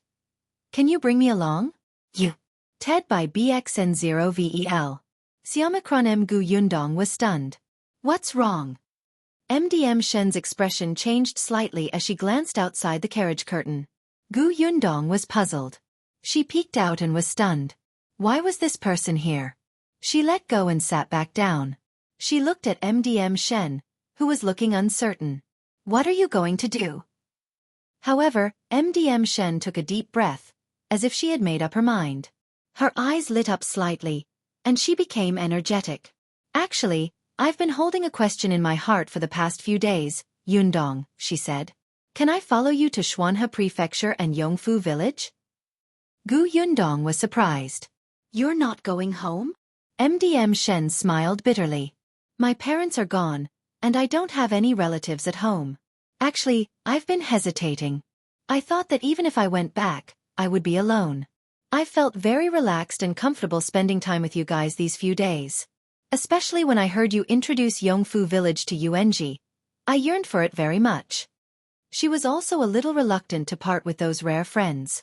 After spending a few days together, Gu Yundong, Xiao Qingyuan, Mao, and the others were all very clear about her past in the Gu village. They knew that she had become a concubine to an old man in his late 50s, but no one looked at her strangely, despised her, or distanced themselves from her. Sometimes, she even felt that she was not clean. When she went back, she might just live a life in a daze, but deep down, she still yearned for a beautiful life. I've been wondering if I should go home or find another place to start over. Now that I see Gu Wanbao here, I've made up my mind. That's right. When she lifted the curtain just now, she saw Gu Wanbao. No one expected that this person who had escaped from Gu village would actually come to the Shen family's hometown. However, looking at his sallow and haggard appearance, it was obvious that he was not doing well. Gu Yundong smiled. Since you've decided, let's go. Thanks a lot. No matter what, they had a deep friendship. Gu Yundong was very supportive of her decision. The carriage changed direction and headed out of town again. Gu Wanbao, who was squatting in the corner, only had time to squint at the back of the carriage before he sniffled and shrank back. Madame Shen's original name was Xianxia. Perhaps because the direction in her heart was finally clear, her smile could not help but become much brighter. The group went out of town. Xianxia first went to pay her respects to her parents' graves and told them about her decision to leave. Her parents' burial was arranged by the Gu family, so it was not strange for Gu Wanbao to know that her family was in this town. After bidding farewell to the Shen parents, the group of people moved much faster. They had a carriage, a mule cart, and a horse. Gu Yundong still liked to ride horses. Occasionally, when she was bored in the carriage, she would ride Gale, the horse brought by Xiao Qingyuan, for a while. Mao and his companions were extremely envious. There were a few times when they wanted to ask Xiao Qingyuan if they could ride it, but they were frightened by his sharp gaze and didn't dare to say a word. Other than Gu Yundong, no one else could touch the horse. The group of people walked steadily. Occasionally, they would encounter people who were in the same direction as them. They kept a distance from each other and only nodded. Seeing that they were only a few days away from reaching Stinky Egg's village, Gu Yundong could not help but think of Bian Mulan's grave. As she rode her horse, she gradually slowed down and wondered if she should get into the carriage and have a good talk with Yuanji about this. At this moment, 2 carriages also came from the opposite side of the road. When they met, the horse under Gu Yundong was suddenly shocked. It suddenly roared and ran forward crazily.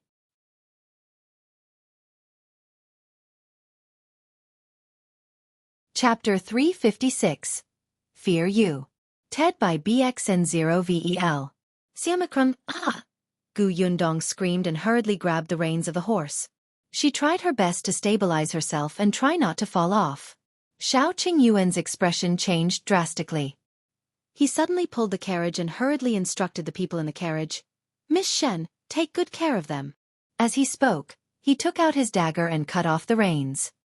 He mounted Wind Chaser and chased after him desperately. Shen Sitian only had time to hug Madame Yang and Bian Yuanji. When she stuck her head out again, she could barely see Xiao Qingyuan's disappearing back. "Be careful." She could only shout. Then, she turned around to comfort the panicked Madame Yang. Although Gu Yundong was very familiar with riding horses, she still could not deal with such a crazy horse that seemed to have been provoked. She could only hold the reins tightly and try her best to stabilize herself so that she would not fall. It was fine if she fell down here, but she was afraid that she would be trampled to death by the horse before she could get up. "Gale, calm down." She tried to calm it down, but at this moment, Gale could not realize who was on her back. It could not even tell the direction anymore, and began to run into the forest. Gu Yundong hurriedly lowered her body to prevent the branches from scratching his face and eyes. However, she was anxious. The horse did not slow down at all. "Yundong." A familiar voice came from behind. Gu Yundong knew that it was Xiao Qingyuan. She knew that this person would definitely not abandon her, but she could not turn around to look. Fortunately, Xiao Qingyuan rode Wind Chaser that was not agitated. Moreover, he had been with Gu Yundong for a long time and clearly realized that she was in danger. He quickly caught up with her. The path in the forest was not easy to take. After Gale was blocked by the trees twice, it finally slowed down a little. Wind Chaser took the opportunity to run forward, and the distance between the 2 horses slowly shortened. Xiao Qingyuan controlled Wind Chaser to block Gale and reached out to Gu Yundong. "Give me your hand. I'll pull you over." The horse was still running, but Gu Yundong was much more relaxed when she saw him. She held the reins with one hand and handed the other to Xiao Qingyuan. Taking advantage of the moment when the 2 horses approached, she suddenly exerted strength and pounced towards him. Xiao Qingyuan exerted strength and carried her over. Now that there was no one on the back of Gale, it quickly rushed forward again. Xiao Qingyuan could no longer care about it. He only hugged Gu Yundong tightly and calmed his wildly beating heart before slowly stopping. Gu Yundong was also panting heavily. She hugged his waist and gradually regained her senses. After a while, she retreated slightly. However, halfway through, the hand on her waist suddenly tightened, and she was pressed back down. Her ears were filled with the sound of a certain someone's heartbeat. "Let's wait a little longer." His voice with lingering fear came from above. Gu Yundong paused and did not move. After a long time, she heard Xiao Qingyuan's slightly hoarse voice. "I almost thought that I wouldn't be able to save you in time." Her voice was still trembling. Gu Yundong was in a daze. She did not expect him to be so afraid. She reached out to pat his back, but as soon as she opened her palm, she could not help but gasp. Xiao Qingyuan was stunned and quickly let go of her. Only then did he see that her hands were already covered in blood from the reins. He was instantly vexed. Gu Yundong comforted him instead. "It's all right. There's a first aid kit in the carriage. It'll be fine after applying some medicine. Let's go back now, Xiao Qingyuan said as he turned his horse around. Gu Yundong thought of Gale that had disappeared into the forest. What about the horse? Ignore it. Xiao Qingyuan's voice was extremely cold.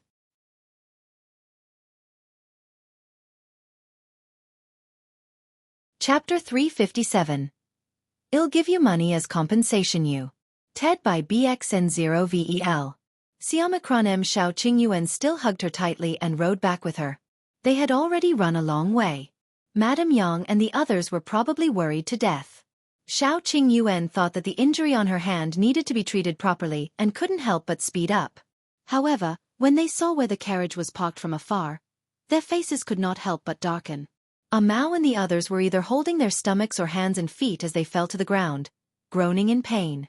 Shen Sitian protected Madame Yang and Bian Yuanji as she stood beside the carriage and looked at the people opposite her warily. There were 7 people standing in front of them.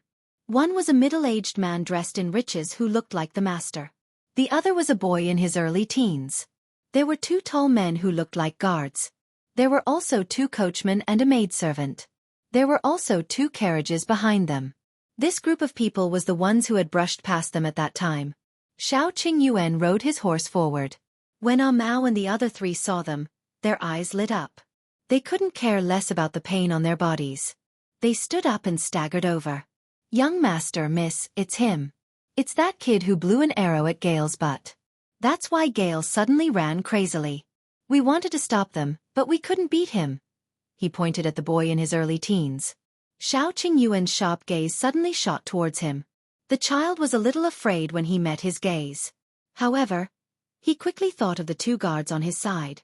The 4 people who wanted to stop them just now had been beaten until their butts were swollen. What was there to be afraid of? Therefore, the boy raised his chin and snorted. So what if it's me? He was still playing with a small blowpipe in his hand. I just wanted to see if that horse is a good horse. I heard that even if a smart horse has a knife cut into its body, it will consider the owner on its back and endure the pain. It seems that your horse can't do it. Before he could finish speaking, his head was hit hard. He looked up and glared at the middle-aged man. Father, why did you hit me? The man didn't look at him. He only cupped his hands at Xiao Qingyuan and said with a smile, I'm really sorry. I didn't teach my son well. This girl was frightened. Fortunately, she's safe and sound. Hey, race 20 taels of silver.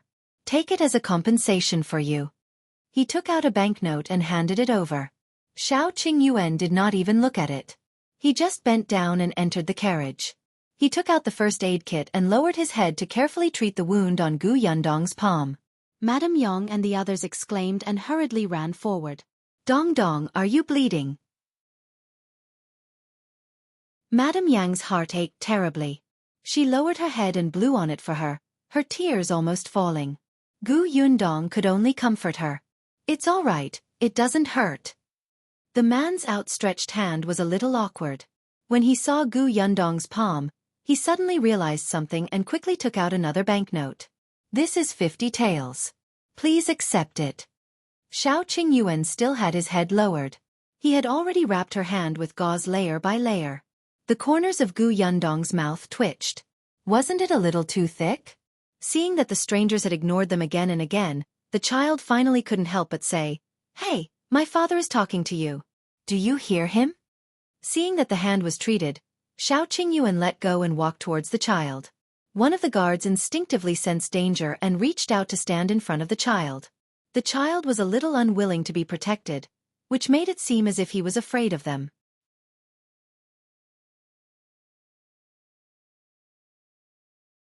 Chapter 358. So handsome that I want to scream you. TED by BXN0VEL. Xiaomicron he pushed the guard away and raised his chin high. He looked at Xiao Qingyuan with disdain. Why? Do you want to hit me? Our Ahai and Ah Feng are experts. Look at your 4 servants.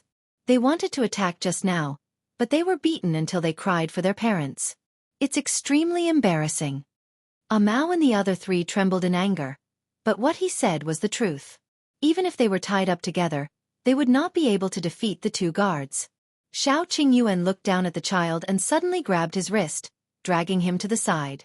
Ah! The child was shocked and screamed. The expression of the guard standing beside him, "Ah-hai," changed drastically. He raised his hand and was about to hit Xiao Qingyuan.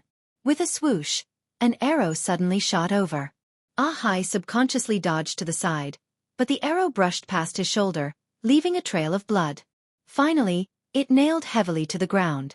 Ah-hai looked up in shock and saw that Gu Yundong, whom they had ignored earlier, was sitting on the shaft of the carriage. She was holding an exquisite crossbow in her hand and was squinting in his direction. However, Gu Yundong shook her hand slightly. It was all Xiao Qingyuan's fault for wrapping her hand like a dumpling. Her agility was greatly reduced and she almost missed. She looked at Ah-hai and smiled. "Don't move." Ah-hai only paused for a moment, but Xiao Qingyuan threw the child and his hand onto the horse beside him and whipped the horse's butt. The horse neighed and ran forward in pain. "Ah! Help, father, help me." The middle-aged man was stunned by this sudden change. He suddenly came back to his senses. "Aren't you going to save young master?" Ah Feng, who was standing beside him, hurriedly jumped onto the other horse and chased after him as fast as lightning.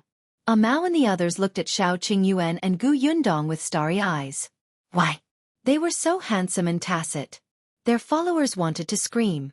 The middle-aged man was furious. He pointed at Xiao Qingyuan with a trembling finger. You! His face flushed red as he suddenly shouted. "Ah-hai!" Ah-hai quickly attacked Xiao Qingyuan. He was a professional guard. Although Xiao Qingyuan also had skills, he was not a professional. Most of his skills were from fighting various prey on the mountain. The escorts in the agency had also taught him. Therefore, at first, Xiao Qingyuan was at a slight disadvantage, but after he became familiar with it, Ah-hai found it a little difficult. In particular, he had been injured previously. Although it was just a superficial wound, his aura was already weak.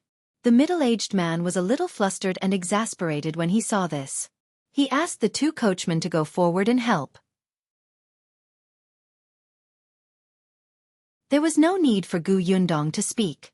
Ah Mao and the rest, who were slowly recovering, rushed forward and started punching and kicking the two coachmen. If they could not defeat the guards, couldn't the four of them deal with two coachmen? They had also been in the gangs and fought for territory. Who didn't know how to fight? On the other hand, the only maidservant present was smart. She looked around and saw Madame Yang and the others standing not far away to watch the commotion, so she wanted to sneak over. But she had just taken a step when Gu Yundong aimed her crossbow at her. She raised her eyebrows and smiled. "Come here."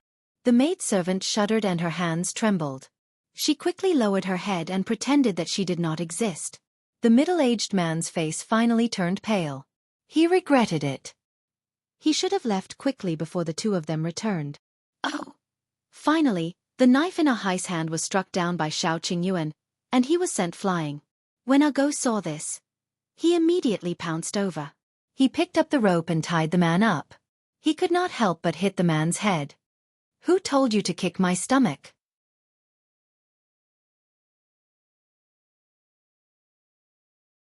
Chapter 359. Gu Concubine uttered by Bexenville. Siamacron, the middle-aged man's face was ashen. He glared at Xiao Qingyuan and said, "Do you know who I am? Then do you know who we are?" Gu Yundong jumped down from the shaft of the carriage, looking insufferably arrogant. "Do you know who I am? Who wouldn't say that?" The middle-aged man was stunned. He took a closer look at Gu Yundong and the rest. They were dressed very commonly and did not look like people with power and influence. However, the aura of these two people made people feel that they could not be underestimated. They were so confident. Could it be that their backer was also very powerful? The middle-aged man's surname was Zhou. He was originally a wealthy businessman in Qingan Prefecture. Later on, when Qingan Prefecture was in chaos, his business plummeted. Also, his backer was transferred to Xuanhe Prefecture, so he simply moved his entire family to Xuanhe Prefecture. Their current location belonged to the Qingan Prefecture. Other than some close friends, his backer was really not here. Could it be that these people had someone backing them up in Qingan Prefecture? Zhou Dafu pondered in his heart and became a little uncertain. At this moment, Ah Feng rode his horse and brought back Zhou Xiaojun, who had almost fainted from crying. The child was indeed saved, But he was frightened. As soon as he was carried off the horse, his legs went limp and he fell to the ground. Ah Feng looked at Ahai, the coachman, and the others who were tied up. His expression immediately changed, and he was about to draw his saber. Gu Yundong had somehow gotten into the carriage behind Zhou Dafu. A dagger was pressed against his neck as he glanced at Ah Feng. The latter immediately stopped and was tied up by Ah Mao. Zhou Dafu stared at the dagger on his neck and trembled in fear. He finally realized that he had become meat on the chopping board. His voice immediately softened. Guys, let's talk things out. This matter is indeed our family's fault. We will apologize and compensate the two of you. Can you give us a price? Gu Yundong raised his eyebrows.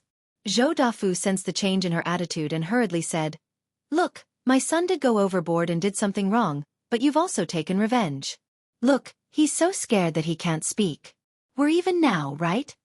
Everyone looked at Zhou Xiaojun, who was covered in sweat. This child in his early teens had probably never experienced such a life-and-death situation. He was so frightened that his face turned pale and his hands and feet trembled. The lesson was indeed quite ruthless. But Gu Yundong did not regret it at all. He had asked for it. If she had not been calm enough, if Xiao Qingyuan had not risked everything to save her, she would have been thrown off the horse and trampled to death.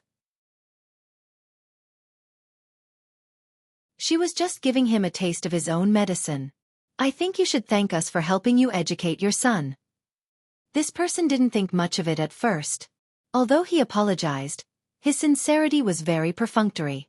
Otherwise, why would he beat up Mao and the others after he did something wrong? Zhou Dafu could only smile and say, Miss, you're right. Then about this. Of course you must compensate. Not only do you have to compensate me, but you also have to compensate them. They were also beaten up badly by you. Gu Yundong pointed at Mao and the others. Zhou Dafu nodded repeatedly. Of course, of course. This time, he took out 2,000 taels of silver. I didn't bring much with me on this trip. Take this money, my lady, and go to the pharmacy to buy the best jade skin cream to wipe your hands. I guarantee that there won't be any scars. Gu Yundong took the silver and moved the dagger away. I'll accept my compensation. As for the four of them, you can talk to them yourself. Zhou Dafu. Ah Mao and the others immediately surrounded him. After receiving the compensation, they happily boarded the mule cart. As soon as they left, Zhou Dafu's expression darkened. He glanced at the two useless guards and finally scolded Zhou Xiaojun. What else do you know other than causing trouble every day? Do you know anything? You've been spoiled by your mother.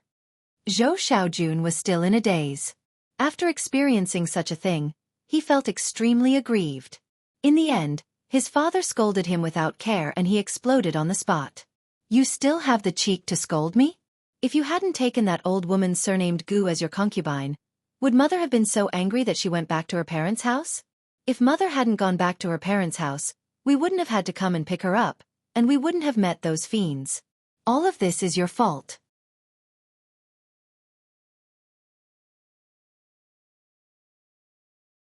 Chapter 360.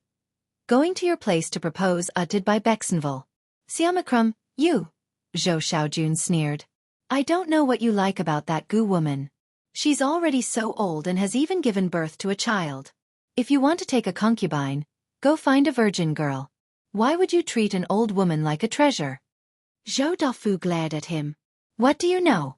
Your Aunt Gu had a hard time in the past. It's rare for her to enjoy life, so why can't you stop going against her? Your mother is so jealous. She's not virtuous at all. Why don't you say that you're a pig? Zhou Xiaojun wiped his face fiercely and climbed into the carriage himself. However, his hands and feet were still weak. It took a while for the maidservant to help him up. Zhou Dafu was so angry that his hands trembled. Who would say that about their father? This child was simply an unfilial son. He had lost so much money and was very unhappy, and he could not control his son. He hated his wife even more because she had spoiled their son. Gu Yundong and the rest had already walked far away. In the end, Xiao Qingyuan rode Wind Chaser into the forest to bring out Gale that had calmed down. Sure enough, there was a small arrow stuck in Gale's back. When Go saw this, he quickly volunteered. I'll do it. My father used to be a veterinarian. Everyone was speechless. Your father was actually a veterinarian? Mao was even more surprised. Your father was a veterinarian, but you don't know how to ride a mule cart? It took them a long time to get used to it. Go was dumbfounded. Why does the vet's son have to know how to ride a mule cart? Isn't that the job of a driver? You make a lot of sense. Gu Yundong only pulled out the arrow from Gale's body and applied medicine to the wound when they arrived at a nearby village. After this incident, Gu Yundong remained in the carriage. Coincidentally, Madame Yang was also worried and did not allow her to go out. Gu Yundong looked at her hands that were wrapped up like dumplings and felt very helpless. At night, they stayed at an inn in town. After settling down, Gu Yundong finally had the time to ask Mao and the others, "How much money did you get?" The four of them looked at each other and chuckled. Each of them took out a banknote worth 100 taels of silver. They were so excited that their bodies were trembling. 100 taels. Is that all you've got? You only asked for 100 taels? Isn't 100 taels a lot? Gu Yundong was stunned. 100 taels of silver. Now that she had a workshop that could earn money, 100 taels of silver did not seem like much. But when she first came to this world, she even had to calculate every one tael of silver carefully. 100 taels of silver was enough to build her green brick-tiled house. In Yongfu village, there were probably not 5 families who had 100 taels of silver. Sure enough, it was easy to go from frugal to extravagant, but difficult to go from extravagant to frugal. Gu Yundong smiled and nodded. It's quite a lot. Since you have the money, you have to think about how to use it. You can't gamble or go to brothels. Definitely. The four of them happily took the banknotes and left. Gu Yundong did not care anymore. When only she and Xiao Qingyuan were left in the room, she asked, "What do you plan to do with the four of them?" "When I go back, I'll find a master who practices martial arts and let them learn their skills." After today's incident, Xiao Qingyuan had been thinking about this problem. Mao and the others were young and smart. It was not too late for them to practice martial arts. Gu Yundong nodded. "All right, as long as you've thought it through." She yawned and was about to return to her room to rest. Unexpectedly, just as she was about to open the door, she heard Xiao Qingyuan's voice behind her. "After returning to Yongfu village, I'll find someone to propose marriage at your house."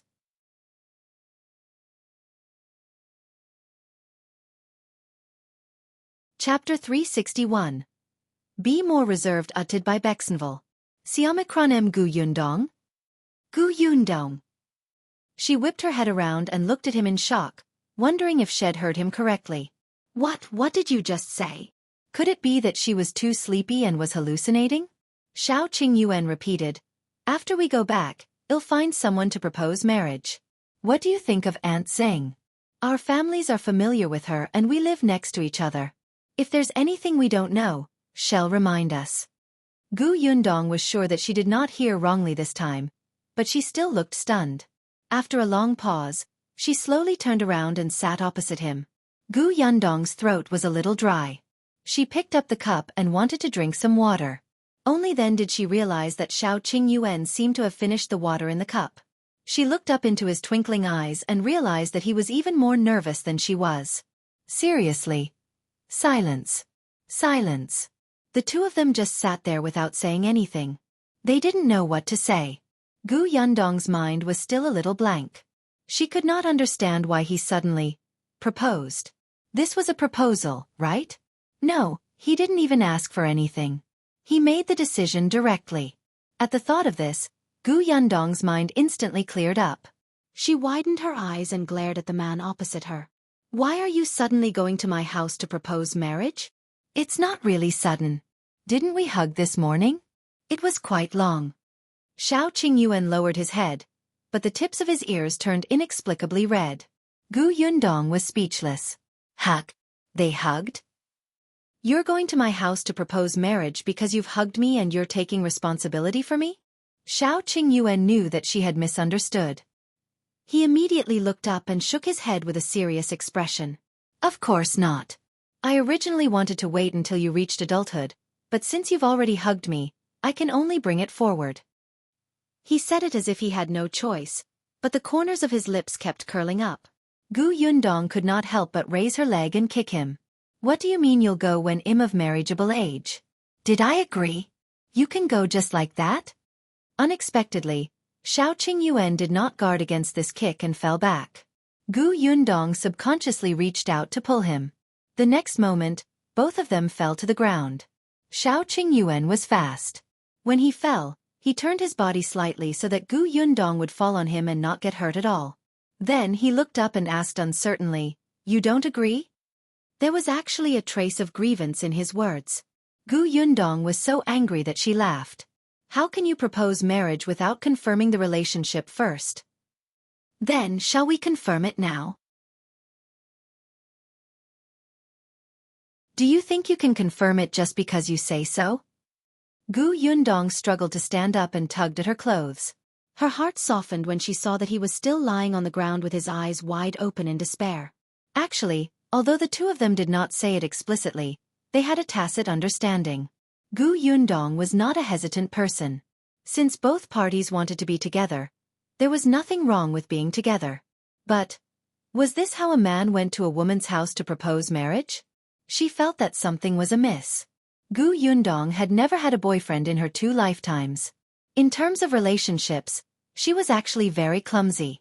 However, she had at least read books and watched television. She had also read a lot of Chicken Soup for the Soul. The books had said that she could not let a man succeed too easily. Otherwise, he would think that she was easy to woo and would not cherish her. She had to be more reserved. Hence, she thought about it and coughed lightly. In the end, she said, "I have to think about it."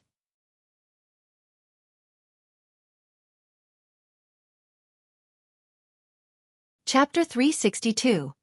I've seen this uttered by Bexenville. Siamikron M. Xiao Qingyuan sat up from the ground. All right, you can consider it first. Gu Yundong lowered her eyes and fell into deep thought. It looked like she was considering whether his character was good or not, and whether he was worth entrusting her life to. Xiao Qingyuan was still a little nervous. After a while he asked, "Have you thought about it?" It had been 15 minutes. Gu Yundong thought that she should be reserved enough. Hence, she nodded. "I've thought about it. Then, when we get back, I'll ask Auntie Dong to go to your house to propose marriage?" "Okay." Gu Yundong nodded. Xiao Qingyuan's eyes lit up and his breathing quickened. "Don't go back on your word." His expression was like a wolf's, as if he would pounce on Gu Yundong if she went back on her word. At that moment, Gu Yundong felt as if she had been tricked. She frowned slightly, but still nodded. "I mean what I say." With that, she quickly turned around and left. She felt that her face seemed to be a little red. If she stayed any longer, she might burn up. Xiao Qingyuan watched her leave and finally heaved a sigh of relief. Neither of them slept that night. The next day, Mao and the other 3 were surprised to see them yawning with dark circles under their eyes. Only Shen Sitian seemed to have sensed something. She pursed her lips and secretly laughed. After walking for another 2 days, the group finally arrived at the village where Stinky Egg was. Because she had been here once, many people in the village still remembered Gu Yundong. They just found it strange that when she went there were only 2 people, but when she came back, there were 2 carriages. Originally, she wanted to stay at Stinky Egg's house, but it was obvious that the place was too small. He could only borrow a few rooms from his neighbor. Stinky Egg was very happy to see her. After being happy, he was a little disappointed. Gu Yundong found it strange. "What's wrong?" "Sister Gu, after you left, I went to look for the medicinal herb you mentioned, but I couldn't find it after searching for a long time." Gu Yundong was taken aback. "That medicinal herb is rare to begin with. Of course, it's not easy to find. You don't have to deliberately look for it." Stinky Egg knew that. She had said that last time. But he knew that Gu Yundong would come again, so he wanted to surprise her. She gave his family so much money. Not only did they repay their debt, but they also repaired the house. When it was raining again, there would be no more leaks. His father said that he wanted to do some small business with the remaining money. When his father earned money, he would send him to school. Gu Yundong did not expect Stinky Egg's father to have such thoughts. "Send you to school? That's a good thing." "Yes." Stinky Egg was still a little embarrassed. My father said that Sister Gu knows what those herbs are for when she sees them because she has studied. In the future when I can read, I won't waste good herbs like ordinary flowers. Stinky Egg was very happy to be able to study. He was very glad that he had met Sister Gu before and their family had improved. Actually, her parents had said that if Sister Gu had not said it explicitly at that time, as long as she cleverly said that she liked the flowers, she could take them away without spending a single cent. However, Sister Gu did not do that. She was a person with a conscience. Xiao Qingyuan asked, "What medicinal herb?" Gu Yundong did not hide it from him. She took out the medical book she had copied and flipped to one of the pages. "This is it. I got this book from Dr. Song. It's filled with herbs. If you see anything on it in the future, you have to be careful and pick it back for me." Xiao Qingyuan liked it when she instructed him so bluntly. It felt like the two of them were very close. He nodded as he flipped through the pages. "Ha! I've seen this before."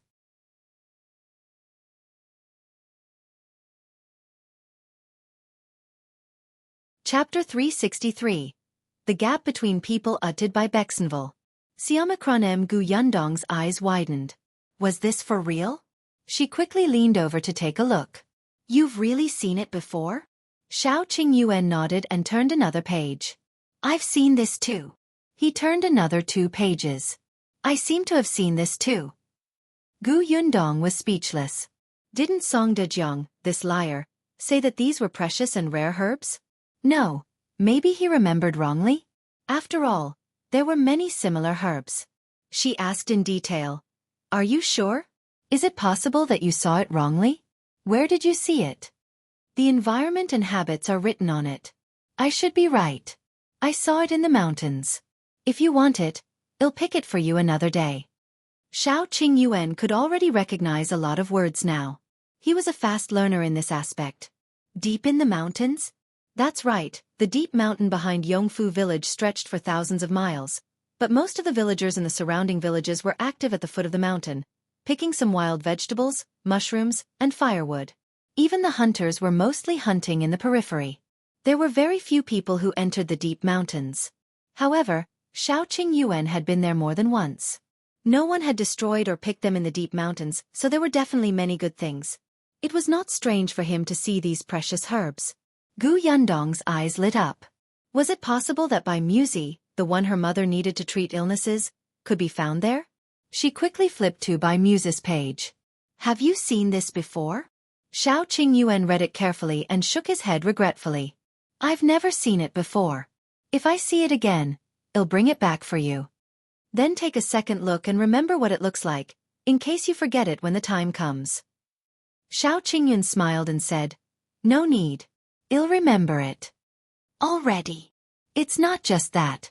I've memorized everything I saw earlier. Don't worry." Gu Yundong was speechless.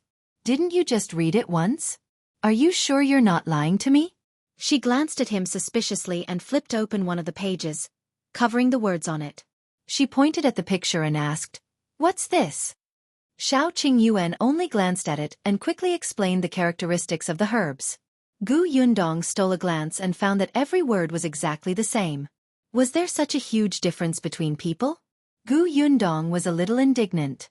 Why? She had memorized it seriously. How could she forget it so easily?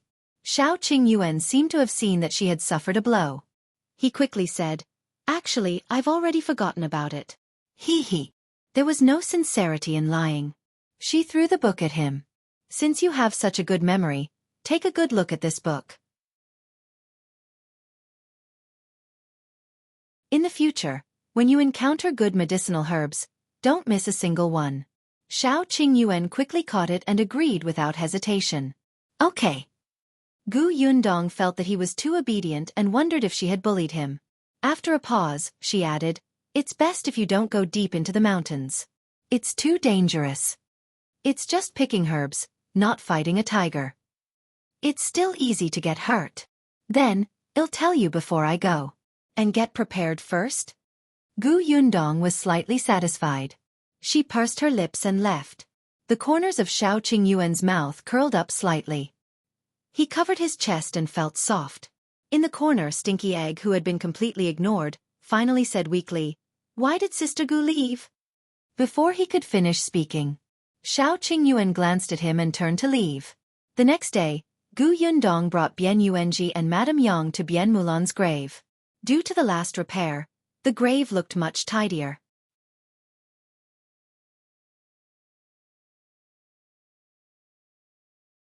Chapter 364.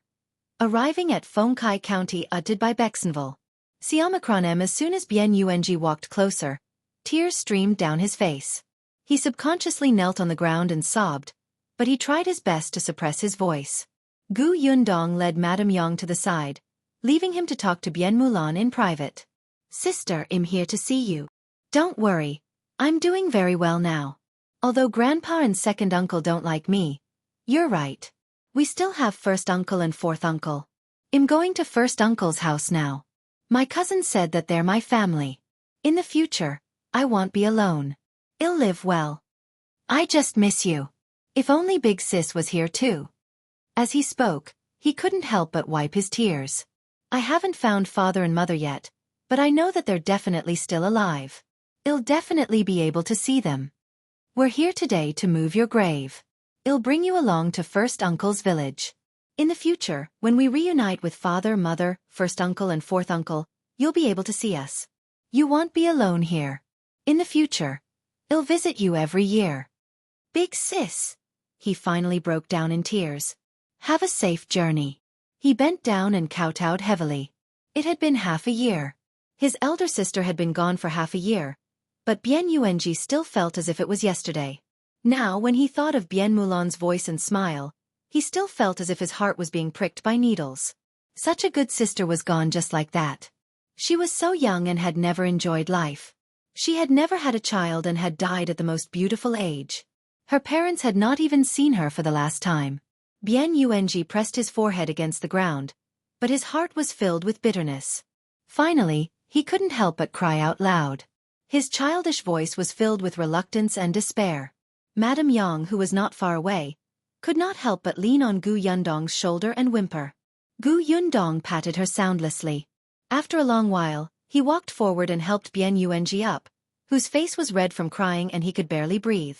As soon as the little thing stood up, his legs went weak and he fell to the ground uncontrollably. Xiao Qingyuan came over to carry him down the mountain. After he left, Gu Yundong asked the villagers to help. With a sound, lift the coffin. Bian Mulan finally left the wilderness and prepared to return to her roots. Gu Yundong placed the cremated ashes into an urn and carefully wrapped them in cloth before handing them to Bian Yuanji. Bian Yuanji hugged her tightly and cried for a while before thanking her solemnly with red eyes. With Bian Mulan's matter settled, Gu Yundong did not stay any longer. After bidding farewell to Stinky Egg and his family, she set off on her return journey. After being away for so long, Gu Yundong was already eager to return home. She could not wait to see the two little fellows at home. Madame Yang also missed them. She held the two puzzles that Gu Yundong had made for her tightly in her arms and was ambitiously waiting to teach the two children how to play when she got home. Bian Yuanji, on the other hand, had been a little down for the past few days, but he gradually became nervous. After all, he was going to a strange place. Even though he had good friends there, he still felt uneasy. After leaving Stinky Egg's village, they did not follow the original path and took a shortcut. Finally, after more than half a month, they arrived at Fengkai County. It was not even noon yet. If they were fast enough, they could return to Yongfu village for lunch.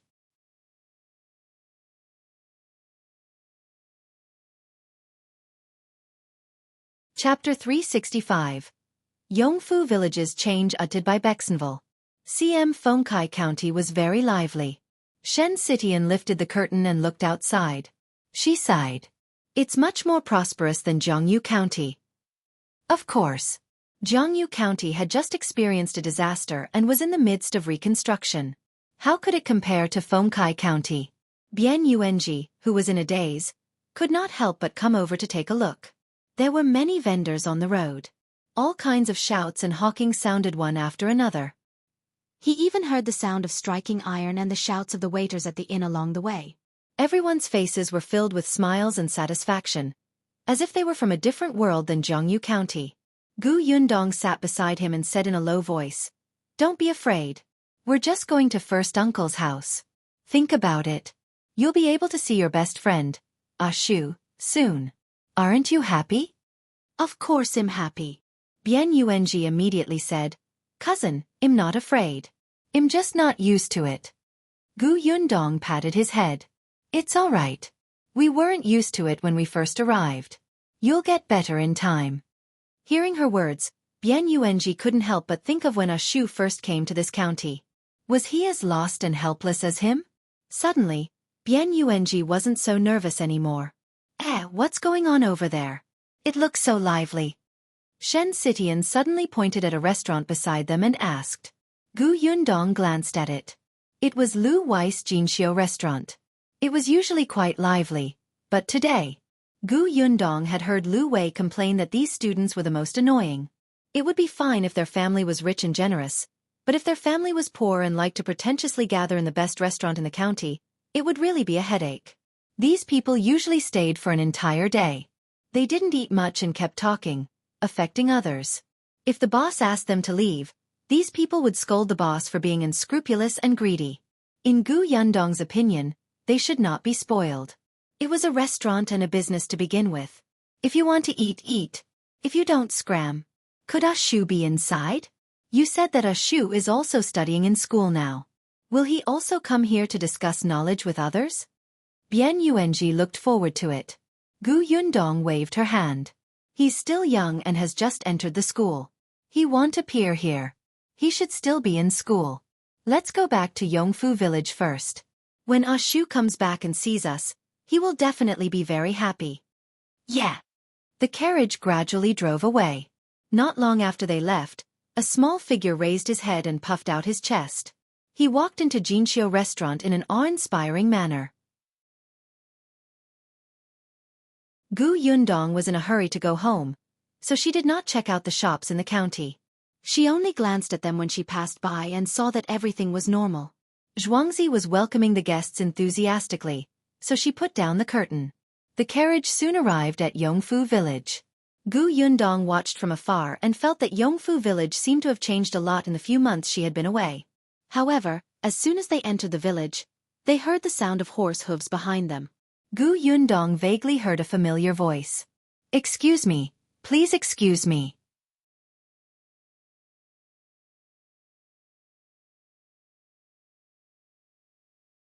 Chapter 366:1 was fighting against injustice uttered by Bexenville. Siema Mao, who was driving the carriage, pulled the reins to the side and muttered, "The roads in this village are so narrow." "Why are you riding a fast horse? Don't you know that you'll bump into someone?" However, Gu Yundong had already lifted the curtain and looked out. Indeed, she recognized the person riding over from afar. She raised her hand and called out, "Luan!" Luan was stunned. When he took a closer look, he was so excited that he almost fell off the horse. He quickly pulled the reins and stopped. Then, he dismounted and ran forward. He said happily, "Lady Gu, you're back? You just came back? That's great." When he saw Xiao Qingyuan in the carriage, he became even more excited. "Young Master Xiao is back too?" Xiao Qingyuan nodded and asked him, "Are you here to look for your young master?" This guy even specially rode a horse over. It seemed like there was something urgent. Xiao Qingyuan had called Lu Wei over to help. Since he had gone to the Yongning prefecture to look for Gu Yundong, the matters in the village naturally had to be arranged. After all, Lu Wei was the young master of the Lu family. His family's business was so big. Although he was usually silly and unreliable, he had learned a lot since his childhood. It was naturally not a problem for him to manage a small workshop. Coupled with his identity, the villagers were more or less afraid of this kind of young master from the city. Therefore, even if Gu Yundong and Xiao Qingyuan were not in the workshop, no one would dare to cause trouble with Lu Wei around. Lu Wei was overjoyed. Previously, Gu Yundong had not allowed him to be the shopkeeper of the sugar shop. He had been resentful for a long time. This time, Xiao Qingyuan had asked him for help and he agreed without hesitation. He did not even ask for a salary. Now that he had been living in Yongfu village for more than half a month, Old Master Lu was furious. He didn't want to do his own family's business and didn't want to get involved, And yet he was doing well in other people's workshops. Was this really his son? When Luan heard this, he suddenly reacted and knocked his head. Look at me, I almost forgot. I did come to look for our young master for something important, but speaking of which, this matter is also related to Miss Gu. Gu Yundong was stunned. What happened? Luan was indignant. It's all because of the people from Dongyi Academy. Dongyi Academy? This name sounds familiar. Gu Yundong rubbed her chin and thought for a while. The corners of Lu Wei's mouth twitched. Miss Gu, have you forgotten? Previously, a teacher brought a few students to Master Qin's school. When Master Qin was not around, they even blocked Mrs. Qin and Miss Qin at the door. In the end you saw it, Miss Gu. Not only did you scold them badly, but that teacher also fainted from anger. Gu Yundong blinked. Why did Lu An's words make her sound so cruel? Not only her, but a Mao, Shen Sitian, and Bian Yuanji also looked at her in shock. It turns out that not only are you good at fighting, but you are also good at talking. You could actually make someone faint? And the other party was a master who had read a lot of books? What exactly did you say? Gu Yundong coughed lightly and said sternly, I couldn't bear to see them bullying the weak with numbers, so I was fighting for justice. What's with your gazes? Everyone nodded. I believe you. Gu Yundong was speechless. She turned her head and glared at Luan. She asked in an unfriendly tone, Then what happened to Dongyi Academy? Could it be that they went to Teacher Qin's academy again? Not really.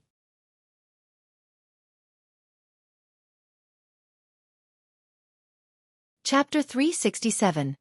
Turning around and going to the county city uttered by Bexenville. CM Luan felt very innocent. Why was she glaring at him? Wasn't he just afraid that Miss Gu wouldn't be able to remember? So he explained in detail? Dongyi Academy organized a scholarly gathering at the Jianghu restaurant. They said that they wanted to discuss knowledge with the students in Master Qin's academy and communicate with each other. It sounds nice, but in fact, it's just that the two schools are fighting in the arena, and a few students from each side will compete. Gu Yundong frowned. I remember that the oldest in Qin Wenzheng school is only 12 years old. Is Dongyi Academy planning to bully the weak? That's right. That's what everyone says. That's why Dongyi Academy announced that the students participating in the competition from this academy will also be under the age of 10. Humph. Who doesn't know what they're thinking?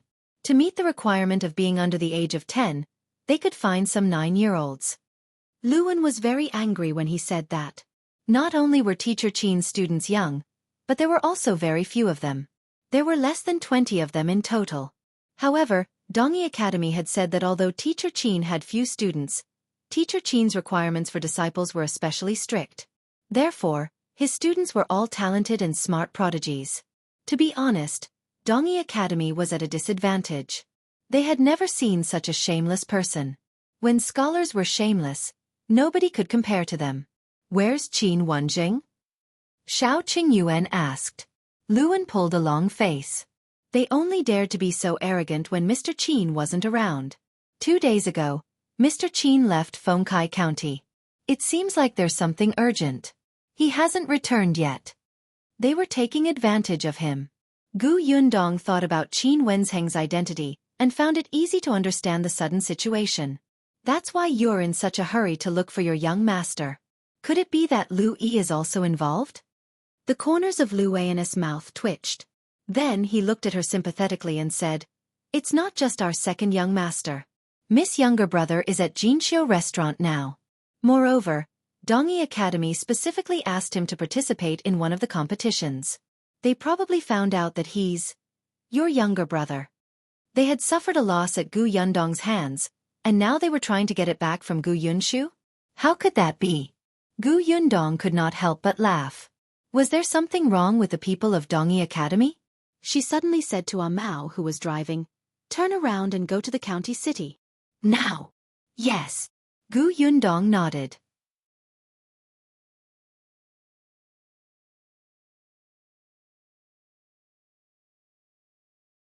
Chapter 368. As long as you're happy uttered by Bexenville. CM Lu Wei was supervising work in the courtyard of the workshop. He had been very fond of coming here recently. It was not only because he felt a sense of accomplishment, but also because he could hear all kinds of gossip from the neighboring villages and the town. He could come over with a teapot and sit by the side and listen all day. The villagers in the workshop were originally a little afraid of him. They worked extra hard the moment he arrived and did not dare to say a word. Later on, they slowly got to know each other better before speaking freely. Moreover, they realized that young Master Lu actually liked to listen to gossip, so they racked their brains, even thinking of something that happened a few years ago. Lu Wei saw that they were skilled and did not slack off. He was also very easy to talk to. Unfortunately, the workshop would stop in a few days. The sugarcane harvesting season was almost over, and even the stock was about to run out. He could only regretfully close the shop first. Just as he was feeling dejected, he saw Lu Wen rushing over. "Young master, something happened." He told Lu Wei about what happened at Dongyi Academy. When Lu Wei heard this, he pulled him and ran away without saying a word. "I knew that those poor scholars were indignant and hated Brother Qin. They would come and cause trouble sooner or later. Last time, they blocked Mrs. Qin at the door and almost caused her to be injured. Of course, Qin Wenzheng had to avenge them after that. He went to the Dongyi Academy and scolded them until they couldn't even raise their heads, especially that teacher. He was punished by the acting dean of the academy and didn't earn anything for the month. After holding it in for more than half a year, they finally found an opportunity. Moreover, they even used the name of a scholarly gathering to bully the children. Lu Wei cursed Dongyi Academy in his heart, but he did not stop. Lu Wen originally wanted to go to the Gu residence to inform Aunt Ku that Miss Gu was back, but Lu Wei did not give him a chance. "What are you waiting for? Go to the Lu residence first and get more people.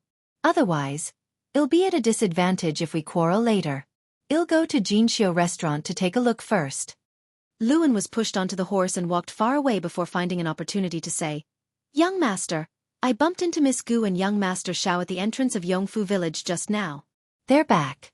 After hearing about the Dongyi Academy, they left first and have already gone to the restaurant. Lu Wei almost lost his grip on the reins. He suddenly turned around. Those two are back? Then, could he still come over to listen to the gossip that would be gone in a few days? Lu Wen nodded. Lu Wei felt a little regretful, but he quickly became excited again. All right, then there's no need to go to the Lu family to call for help. The Gu girl definitely won't let Yunshu suffer. Lu Wen was speechless. "Young master, you actually placed all your hopes on a woman who has yet to reach adulthood. Don't you feel ashamed?" Lu Wei was not ashamed. "They've been gone for a few months and finally came back. I don't know if they brought me any gifts. If it's too expensive, do you think I should accept it or not? If I accept it, I'll have to think about what gift to give back. It's troublesome, too troublesome. Lu Wen, what do you think of the painting in my study as a gift?" Lu Wen didn't want to say a word. "Young master, as long as you're happy, anything is fine." Gu Yundong and the rest were very fast. Before long, they returned to Fengkai County and arrived at the entrance of Jianghu restaurant. Previously, she had said firmly that Yunshu would definitely not appear here if he studied hard in school. She did not expect to be slapped in the face immediately. The staff of the Jianghu restaurant knew her and her relationship with the Lu family. He immediately led them around the crowd and brought them upstairs to the best private room.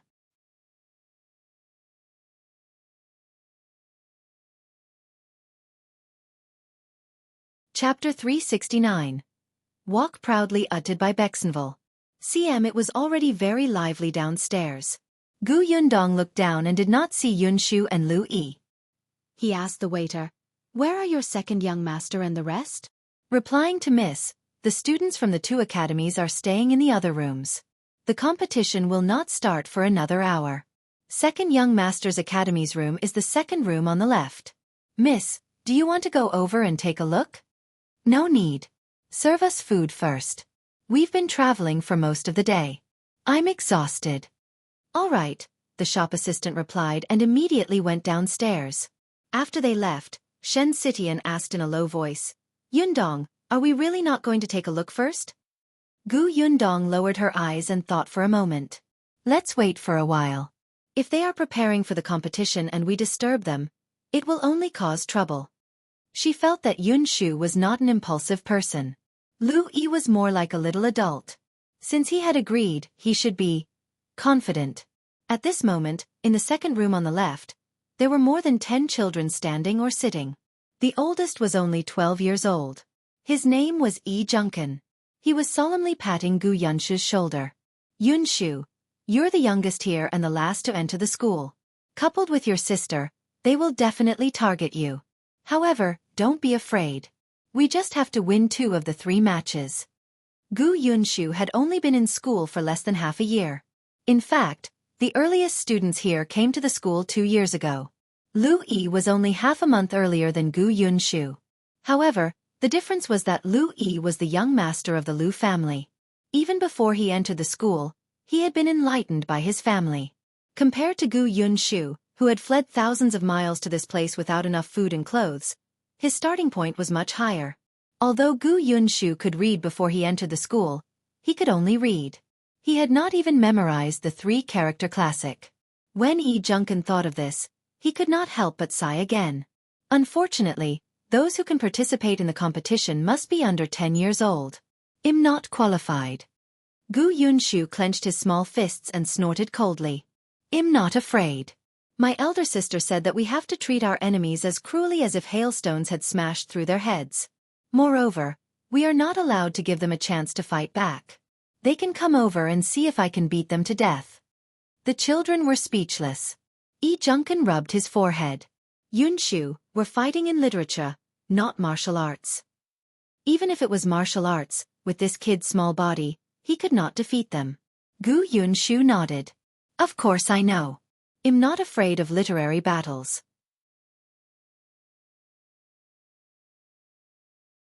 My elder sister can make their teachers faint. As her younger brother, I definitely can't ruin my elder sister's prestige. Even if I can't surpass her, I have to let them know that like sister, like brother. The little children were speechless.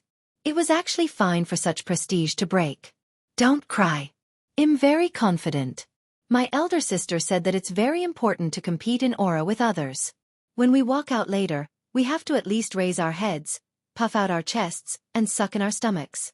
We have to walk like we don't care about our families or anything. The children were speechless. It was better for you not to talk to yourself. If your elder sister knew that you didn't care about your family, she would probably beat you to death. Everyone finally realized that this person was a big fan of his sister.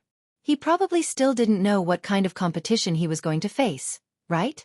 A sobbing sound suddenly came from the corner. It's all my fault. If it weren't for me, we wouldn't have come here to compete.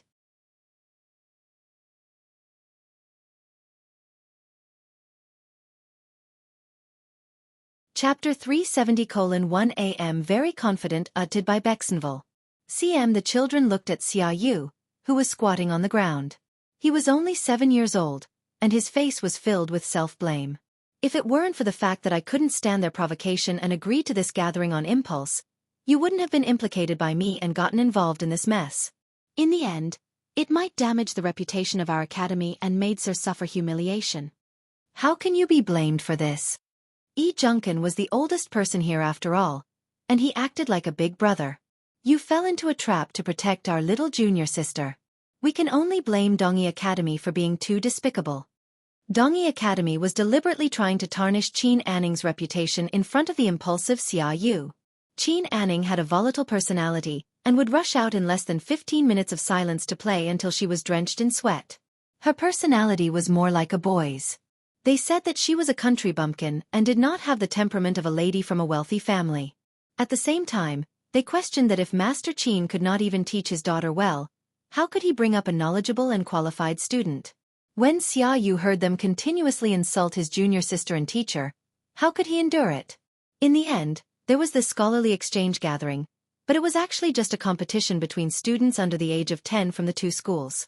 Xiayu blamed himself, but the others felt that he had not done anything wrong.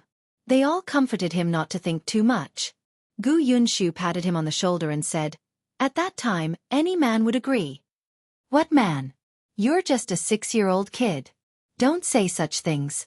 Junken pulled Xiayu up. "All right, now is not the time to talk about this. The competition will start soon. Let's go through the process again." As he spoke, he glanced at Gu Yunshu. The latter blinked. Why was this guy looking at him? He was very confident. Junkin coughed lightly. He held a piece of paper in his hand and said, "There will be 3 matches this time. For the first round, we will set the question and name the candidate from the other side. We will let Lu Yi take the lead and compete in chess." Lu Yi's chess skills were very good. Even the teacher said that he was calm at such a young age and was neither arrogant nor rash. Those who had studied chess for more than 10 years were probably not his match. Therefore, even though Lu Yi was only 7 years old, it was most suitable for him to go on stage. After all, the other party's students were not even 10 years old. Furthermore, they were the ones who designated the participant, so the chances of winning were very high. Let's have a good start in the first round. The second round will be difficult. The other party will set the question and the participating student on our side. Everyone turned to look at Gu Yunshu. Gu Yunshu felt a chill run down his spine. "Why are you looking at me?" Junkin said, "The other party will most likely point at you in the second round. We don't know what question they set. Yunshu, if it's too difficult, just give up. Actually, it's not embarrassing. You've only studied for half a year. They were bullying you in the first place. If you lose this round, we still have the third round. So, don't feel too pressured and don't be affected by them. We have to have a strong heart. We can't be unable to recover from this setback, understand?" Junkin did not fully explain the matter.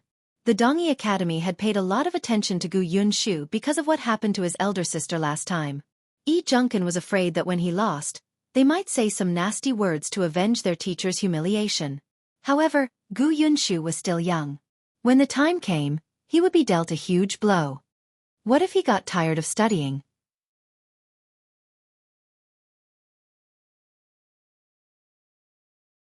Chapter 371. I'll find someone to stabilize the situation uttered by Bexenville. CM Lu Yi thought so too. He put his hands behind his back and said to Gu Yunshu cautiously, "Why don't you pretend to be sick? That's not good." Yunshu was too energetic when he came in just now. "It's too fake to pretend to be sick now," a little kid said. Lu Yi was silent.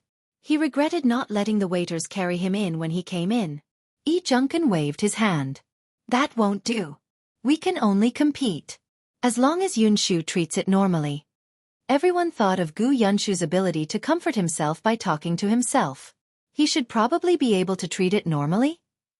Therefore, the most important thing now is the third round. The third round will be set by the County Academy Overseer. He won't specify who will participate. When the time comes, we'll see who's good at solving the questions set by the Overseer. Although he said that, the 12-year-old Junkin was thinking more. This County Academy Overseer was invited by Dongyi Academy. Although he was not biased in front of everyone, who knew if he would reveal the question to Dongyi Academy in private? It was a pity that the headmaster was not around. Otherwise, they would not be able to do whatever they wanted. Junkin patted his face. He could not think about such a depressing thing. Now that things had come to this, he could only give it his all. He exhaled and clenched his fists. "Well, definitely win." The other children were stunned for a moment before they suddenly laughed and shouted together, "Well, definitely win." A childish voice suddenly sounded, causing the outside to fall silent for a moment. Even Gu Yundong could vaguely hear it. The dishes from the Jianghu restaurant were already placed in front of her. When she heard the sound, she was stunned for a moment before she smiled. At this moment, the door was suddenly pushed open. Immediately after, Lu Wei rushed over with a smile. "You're really back. Hey, why didn't you tell me in advance so that I could pick you up and welcome you back, right? Oh right. Did you bring me any gifts? I don't want a lot. Anything is fine." Gu Yundong and Xiao Qingyuan looked at each other and silently turned their heads away. When Lu Wei saw this, he was about to explode. "You didn't bring me anything? All right. I brought something for you. It's in the carriage." Gu Yundong waved her hand. "Did you rush over just to ask about the gift? I thought you were concerned about your brother." Lu Wei was stunned for a moment. When he heard that there was a gift, he was relieved and wasn't in a hurry to look at it. The surprise had to wait until the end. He sat down and drank a cup of tea. "Of course I'm concerned about my brother." I didn't expect that little old man to cause such a scene. I just got someone to help. He called Lu Yi little old man. After Lu Wei heard the rules of the competition from Lu En, he also had the idea that the county academy overseer might be bribed. Therefore, he still got someone to send a message to Duan Jingyuan, who was in the county academy, and asked him to come over quickly to stabilize the situation. Therefore, he came a little late and only arrived when the others were eating. The competition hasn't started yet. Have you seen your Yunshu? Let's go and take a look together. It'll give our little old man some confidence so that he won't tremble in fear. If he loses the competition later, he'll have to cry under my blanket. Lu Wei couldn't be bothered to eat. He stood up and was about to leave. Unexpectedly, Xiao Qingyuan pulled him back. Just as he was about to ask, he saw Gu Yundong nod her chin and point at a corner below. Look there. Looks like we don't have to worry. Huh. Lu Wei replied and quickly looked over.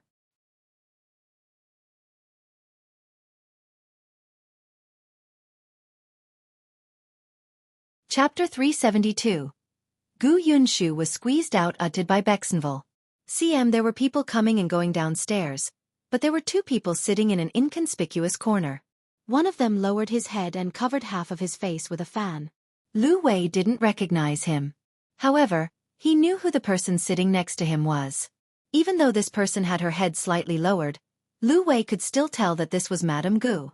Then, the person sitting next to her was, "Hey Brother Qin, so he's here too."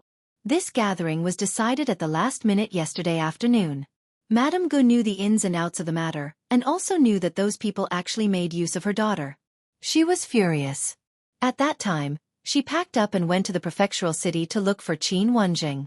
Others might not know what Qin Wenzheng had been busy with for the past 2 days, but as the person beside him, Madame Gu knew. At this moment, the couple had just entered and only had time to take a sip of tea to moisten their throats. Madame Gu asked a waiter and knew that the students were still in the private room on the 2nd floor. When she saw her husband sitting there, she could not help but ask, "Don't you have to go up?" Qin Wenzheng said, "No need. Let's take a look first. I also want to know how these children are doing. Even if Dongyi Academy doesn't cause trouble this time, I want to find an opportunity to do so. After all, they've been studying in my own school. They don't know how vast the sky is outside. This is a good training for them." Madame Gu was speechless. To think that she had rushed over in such a hurry to find him. Just as he finished speaking, there was suddenly a commotion on the other side. Someone said loudly, "The master of Dongyi Academy is out." Everyone turned to look at the person who came out. Gu Yundong was also looking downstairs. When she saw that the person who came out with a smile was actually Master Wei, who had pretended to faint after being scolded by her, she immediately smiled. This was a cockroach that could not be killed. Master Wei stood on a specially renovated stage in the restaurant and looked at the guests present. In the middle, there were onlookers who were watching the show. Of course, most of them were scholars. There were also people from the Dongyi Academy. They were all called over by him. However, there were not many of them. Others probably did not think much of this competition between students below the age of 10. However, he had no choice. The oldest in Qin Wenzheng school was only 12 years old. It would be embarrassing for him to send a preparation scholar in their 20s to compete with the kids. Of course, there were also students from other academies and even schools in other towns. Teacher Wei coughed lightly.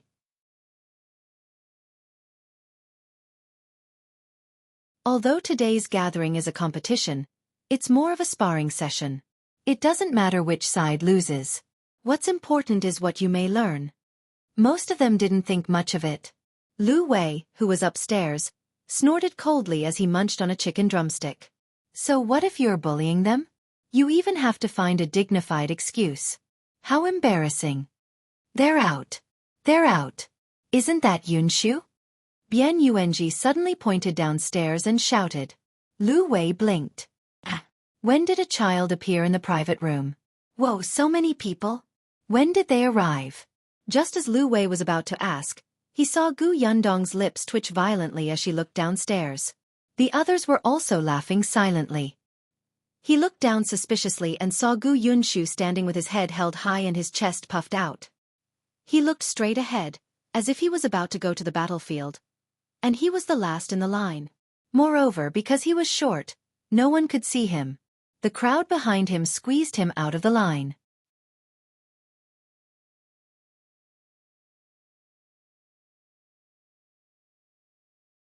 Chapter 373. You're clearly short, uttered by Bexenville. CM Yunshu was dumbfounded. He swayed twice before stabilizing himself. He glared at the team that was a meter away from him, his little face squeezed into a ball. Lu Yi, who was still standing at the second-last place, felt that something was wrong. He turned his head but did not see anyone. Hence, he quickly squeezed over and held his hand as he followed. Yunshu, don't walk around. There are many people here. If you're alone, what if you're kidnapped by the Dongyi Academy? Teacher Wei from Dongyi Academy, who had just walked over to greet them pretentiously, was speechless. We are scholars. Scholars, not robbers. You are ruining the reputation of our academy. He was so angry that he did not want to speak, but Gu Yunshu still nodded seriously. I know. I was pushed out just now. I suspect that this is Dongyi Academy's scheme. Fortunately, you discovered it early. Master Wei. You're the one who's short. When Lu Yi heard this, he tightened his grip on Lu Wei's hand. Lu Wei, who was upstairs, laughed out loud and almost fell out of the window. Xiao Qingyuan couldn't stand it anymore. He grabbed his robe and pulled him back. Ha ha ha ha. Lu Wei couldn't stop at all. Did you see Master Wei's expression? Although I didn't hear what our little old man said, I don't think it was anything good. Ha ha ha ha, and Yunshu was actually squeezed out. Look at his expression. I'm dying of laughter. Gu Yundong glanced at him and said with a fake smile, continue to smile. I'll convey everything you said to Lu Yi and Yunshu. Bop. Lu Wei's laughter stopped abruptly. I'm joking. Don't tell them. What if those two children cry? He quickly changed the topic. Hey, who are these people? I've never seen them before. Gu Yundong briefly introduced them. This is my cousin, Bian Yuanji. This is Shen Sitian. The four people over there are A Mao, A Shu, A Go, and A Zhu. Lu Wei's forehead twitched. Could their names be more creative? However, he did not seem to have seen the Gu family's father. There was only a cousin. It seemed that he had not been found. Lu Wei sighed inwardly. He wanted to comfort her, but he felt that she didn't need it, so he simply turned his head to look at the situation downstairs. At this moment, the students from both sides had already gone on stage. The students on Master Qin's side ranged from tall to short. It was obvious that they were of all ages. On the other hand, although Dongyi Academy was also filled with young students, they were at most 1 or 2 years apart in age. There were definitely no children below the age of 8. Discussions were going on below the stage, but Master Wei was scoffing in his heart. They had agreed on a competition between people under the age of 10. If the other school could not find anyone old enough, they could not blame him, right? Teacher Wei coughed lightly and said, the rules have been said before. There will be 3 competitions. The first 2 competitions will be set by the 2 sides in turns. The third competition will be hosted by Educator Lu from the county school. Now, let's begin. The people on both sides left the stage. The surrounding students saw that not only was there a teacher accompanying Dongyi Academy, but there were also older students. Those students below the age of 10 had them as their backing. All of them were full of confidence and high spirits. On the other side, everyone sighed. The headmaster was not around. The oldest was only 12 years old. They looked like a group of weak, pitiful, and helpless children. Yi Junkin took a deep breath and turned to ask Lu Yi, are you ready? Yes. Lu Yi nodded with a tense expression. No problem.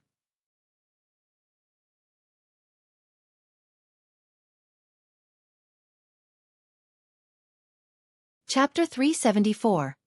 Learning from Big Sister, uttered by Bexenville. CM with that. Lu Yi strode forward.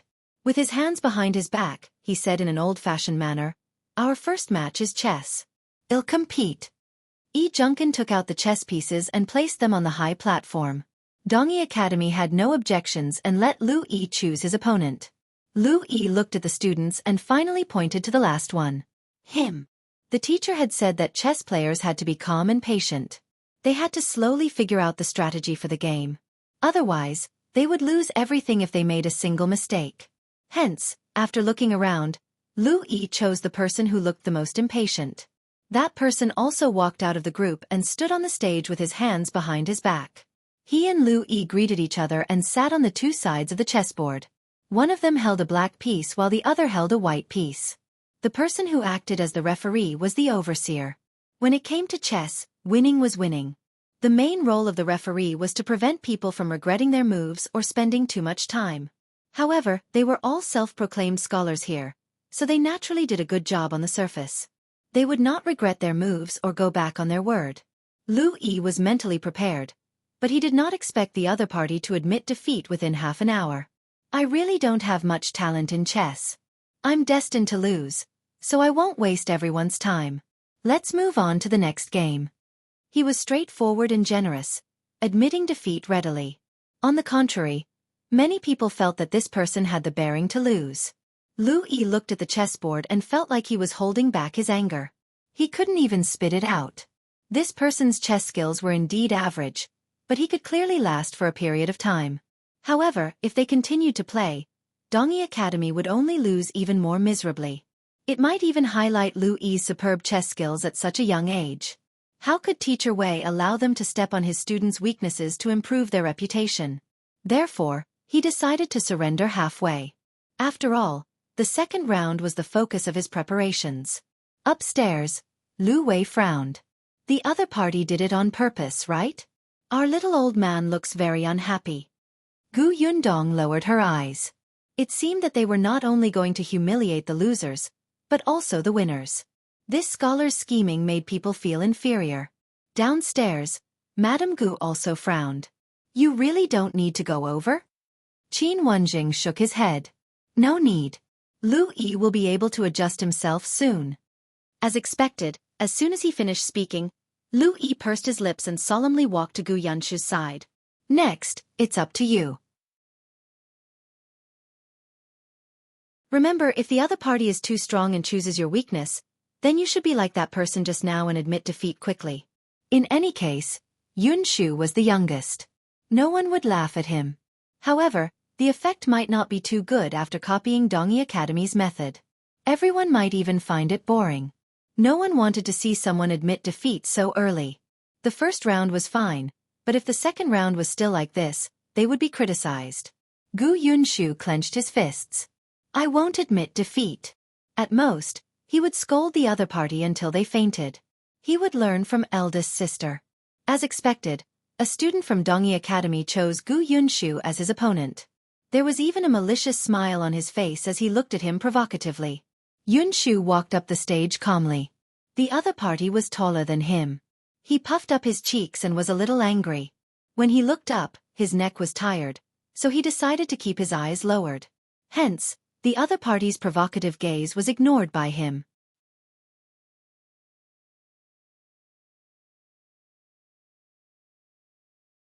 Chapter 375. Comparing in Sketch? Uttered by Bexenville. CM Master Wei looked at the two of them and said with a smile, the second round is a competition of painting. Painting? Yi Junkin and Lu Yi looked at each other. It was over. Yunshu was still learning the basics and had just drawn it twice. It was obvious that the other party was very skilled. Master Wei saw that they were anxious and seemed to be unsatisfied. He continued, moreover, our painting this time will be different from before. Our academy has recently taught us a new painting method. It can draw people vividly, as if they are directly copied. As he spoke, he looked at Gu Yunshu. I heard that your teacher has been learning this painting technique recently. I believe he has already taught you. Since everyone hasn't been learning for long, this competition is naturally the fairest. Yi Junkin was a little annoyed. They had never learned any new painting techniques. This Master Wei was talking to himself and even wanted to step on them. He was simply detestable. The other students wanted to speak, but Yi Junkin stopped them. There's no need to make meaningless arguments. Otherwise, we'll fall before the competition even begins. He pursed his lips and said in a low voice, let's see what the new painting method they're talking about first. They could not shout at this moment, or they would only embarrass themselves further. Looking at Master Wei's expression, it was obvious that he was waiting for them to refute. Now that he saw that they were silent, there was still a trace of regret on his face. Teacher Wei could only turn his attention to Gu Yunshu and ask, "Do you have any questions?" Yunshu shook her head, full of confidence. "No problem." Not far away, Qin Wenzheng sighed. "Newborn calves are not afraid of tigers. This kid is just like his sister. Isn't he fine? From the looks of it, he won't collapse even if he loses." Although Madame Gu was worried, she was still amused by Gu Yunshu. Teacher Wei snorted secretly and asked someone to bring the items up. 2 tables, 2 chairs, a few sheets of paper, 2 charcoal pencils. Gone. The people below looked at each other in confusion. Painting, brush, ink, paper, and inkstone were always the most basic equipment when it came to painting. Now, there was only brush and paper, and it was a charcoal brush? Gu Yunshu touched his chin and looked at the familiar thing. He sat down properly. Master Wei said, "Today, you will use this charcoal brush to paint." How about painting me?" He then asked the waiter for a chair and sat upright on it. He placed his hands on the armrests of the chair and looked straight ahead, seeming unfathomable. The students from Dongyi Academy nodded. "I'm fine."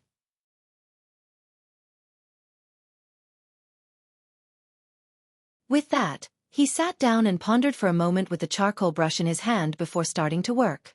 Gu Yundong, who was in the private room on the 2nd floor, was shocked. The new drawing method they were talking about was sketching? She narrowed her eyes slightly. So someone had already figured it out on their own. She just didn't know how effective it would be. The people downstairs were all craning their necks to look up at the high platform. There were also people whispering, especially the scholars, who seemed even more anxious. On the high platform, only the students of the Dongyi Academy were drawing. One moment, he was painting, and the next moment, he was looking at Teacher Wei. It looked like he was quite serious. Gu Yunshu did not move. No one knew what he was thinking, but he would occasionally look at the other party's painting. On the other hand, Yi Junkin and Lu Yi were a little anxious. Since he was not doing anything, why not just admit defeat? Yi Junkin's expression was serious. Just as he was about to speak, Lu Yi suddenly tugged at him. "Look at Yunshu." Yi Junkin was stunned. He looked up and saw that Gu Yunshu had already picked up a charcoal brush and was lowering his head to paint.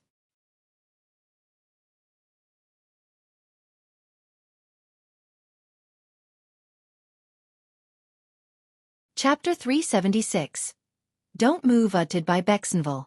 CM Yunshu's painting method was different from that of the Dongyi Academy. He first drew a few simple strokes before continuing to draw lines. Short straight lines, long straight lines, horizontal lines, vertical lines, diagonal lines, and various other lines crossed. Everyone shook their heads when they saw this. This is because he can't draw it. He's starting to mess around. I don't think the teacher in his school has taught him at all. The little boy just now has been looking at the drawings of his opponent. Does he want to learn it now? But the other side doesn't draw like him. So he didn't learn it and started drawing randomly? Teacher Wei turned his head slightly and took a glance as well. He immediately smiled. Gu Yunshu suddenly shouted, "Don't move. Since you want to be a model, you have to be professional. Otherwise it will affect my painting." "Mo model? What was that?" Everyone's mind was filled with question marks. They didn't quite understand what he meant. However, Mr. Weissface was flushed red.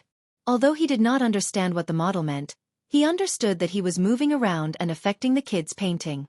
He flew into a rage out of humiliation. "You're painting? You're doodling randomly like an expert. Let's see how you end up later." Although he thought so in his heart, he really stopped moving. The student of Dongyi Academy was still focused. In fact, he had already drawn Master Wei before. From the complete lack of resemblance, the lines slowly curved. There were already many drawing papers lying in his bookshelf. Gu Yunshu's lines were almost done. He began to draw slowly and emphasized some areas. Gradually, the originally messy lines were connected, forming his eyes and nose as if they were alive. Like a magic trick, they suddenly became three-dimensional and turned into a face. Hiss! The people nearby couldn't help but widen their eyes. He looked at the painting, then at Master Wei, and then at the painting. They were really the same. Master Wei frowned subconsciously. The whispers in his ears gave him a bad feeling. But he could not move, lest Gu Yunshu lost and blamed it on him. The Dongyi Academy student heard it too. He frowned slightly but did not look in Gu Yundong's direction. It was fine. He was already very familiar with it. How could he lose to this brat? Just a little bit more. Just a little bit more to finish the drawing. However, Gu Yunshu was faster. He put down the charcoal brush and heaved a sigh of relief. Unexpectedly, when he looked up, everyone was looking at him. Gu Yunshu was suddenly worried. Had he drawn it wrong? He had started learning to sketch since a long time ago. He was very interested in Big Sister's drawing of the structure of the house.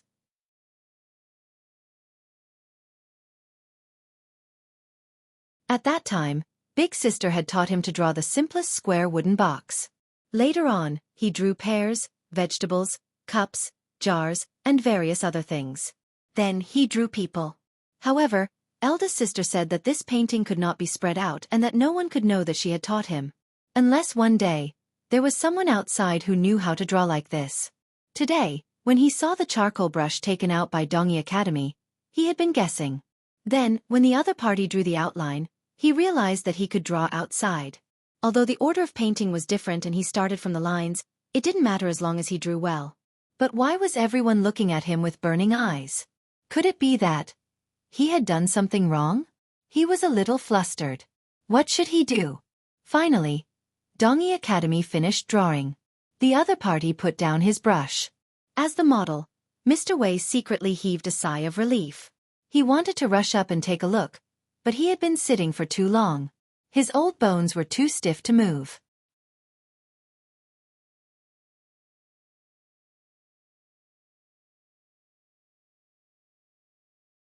Chapter 377.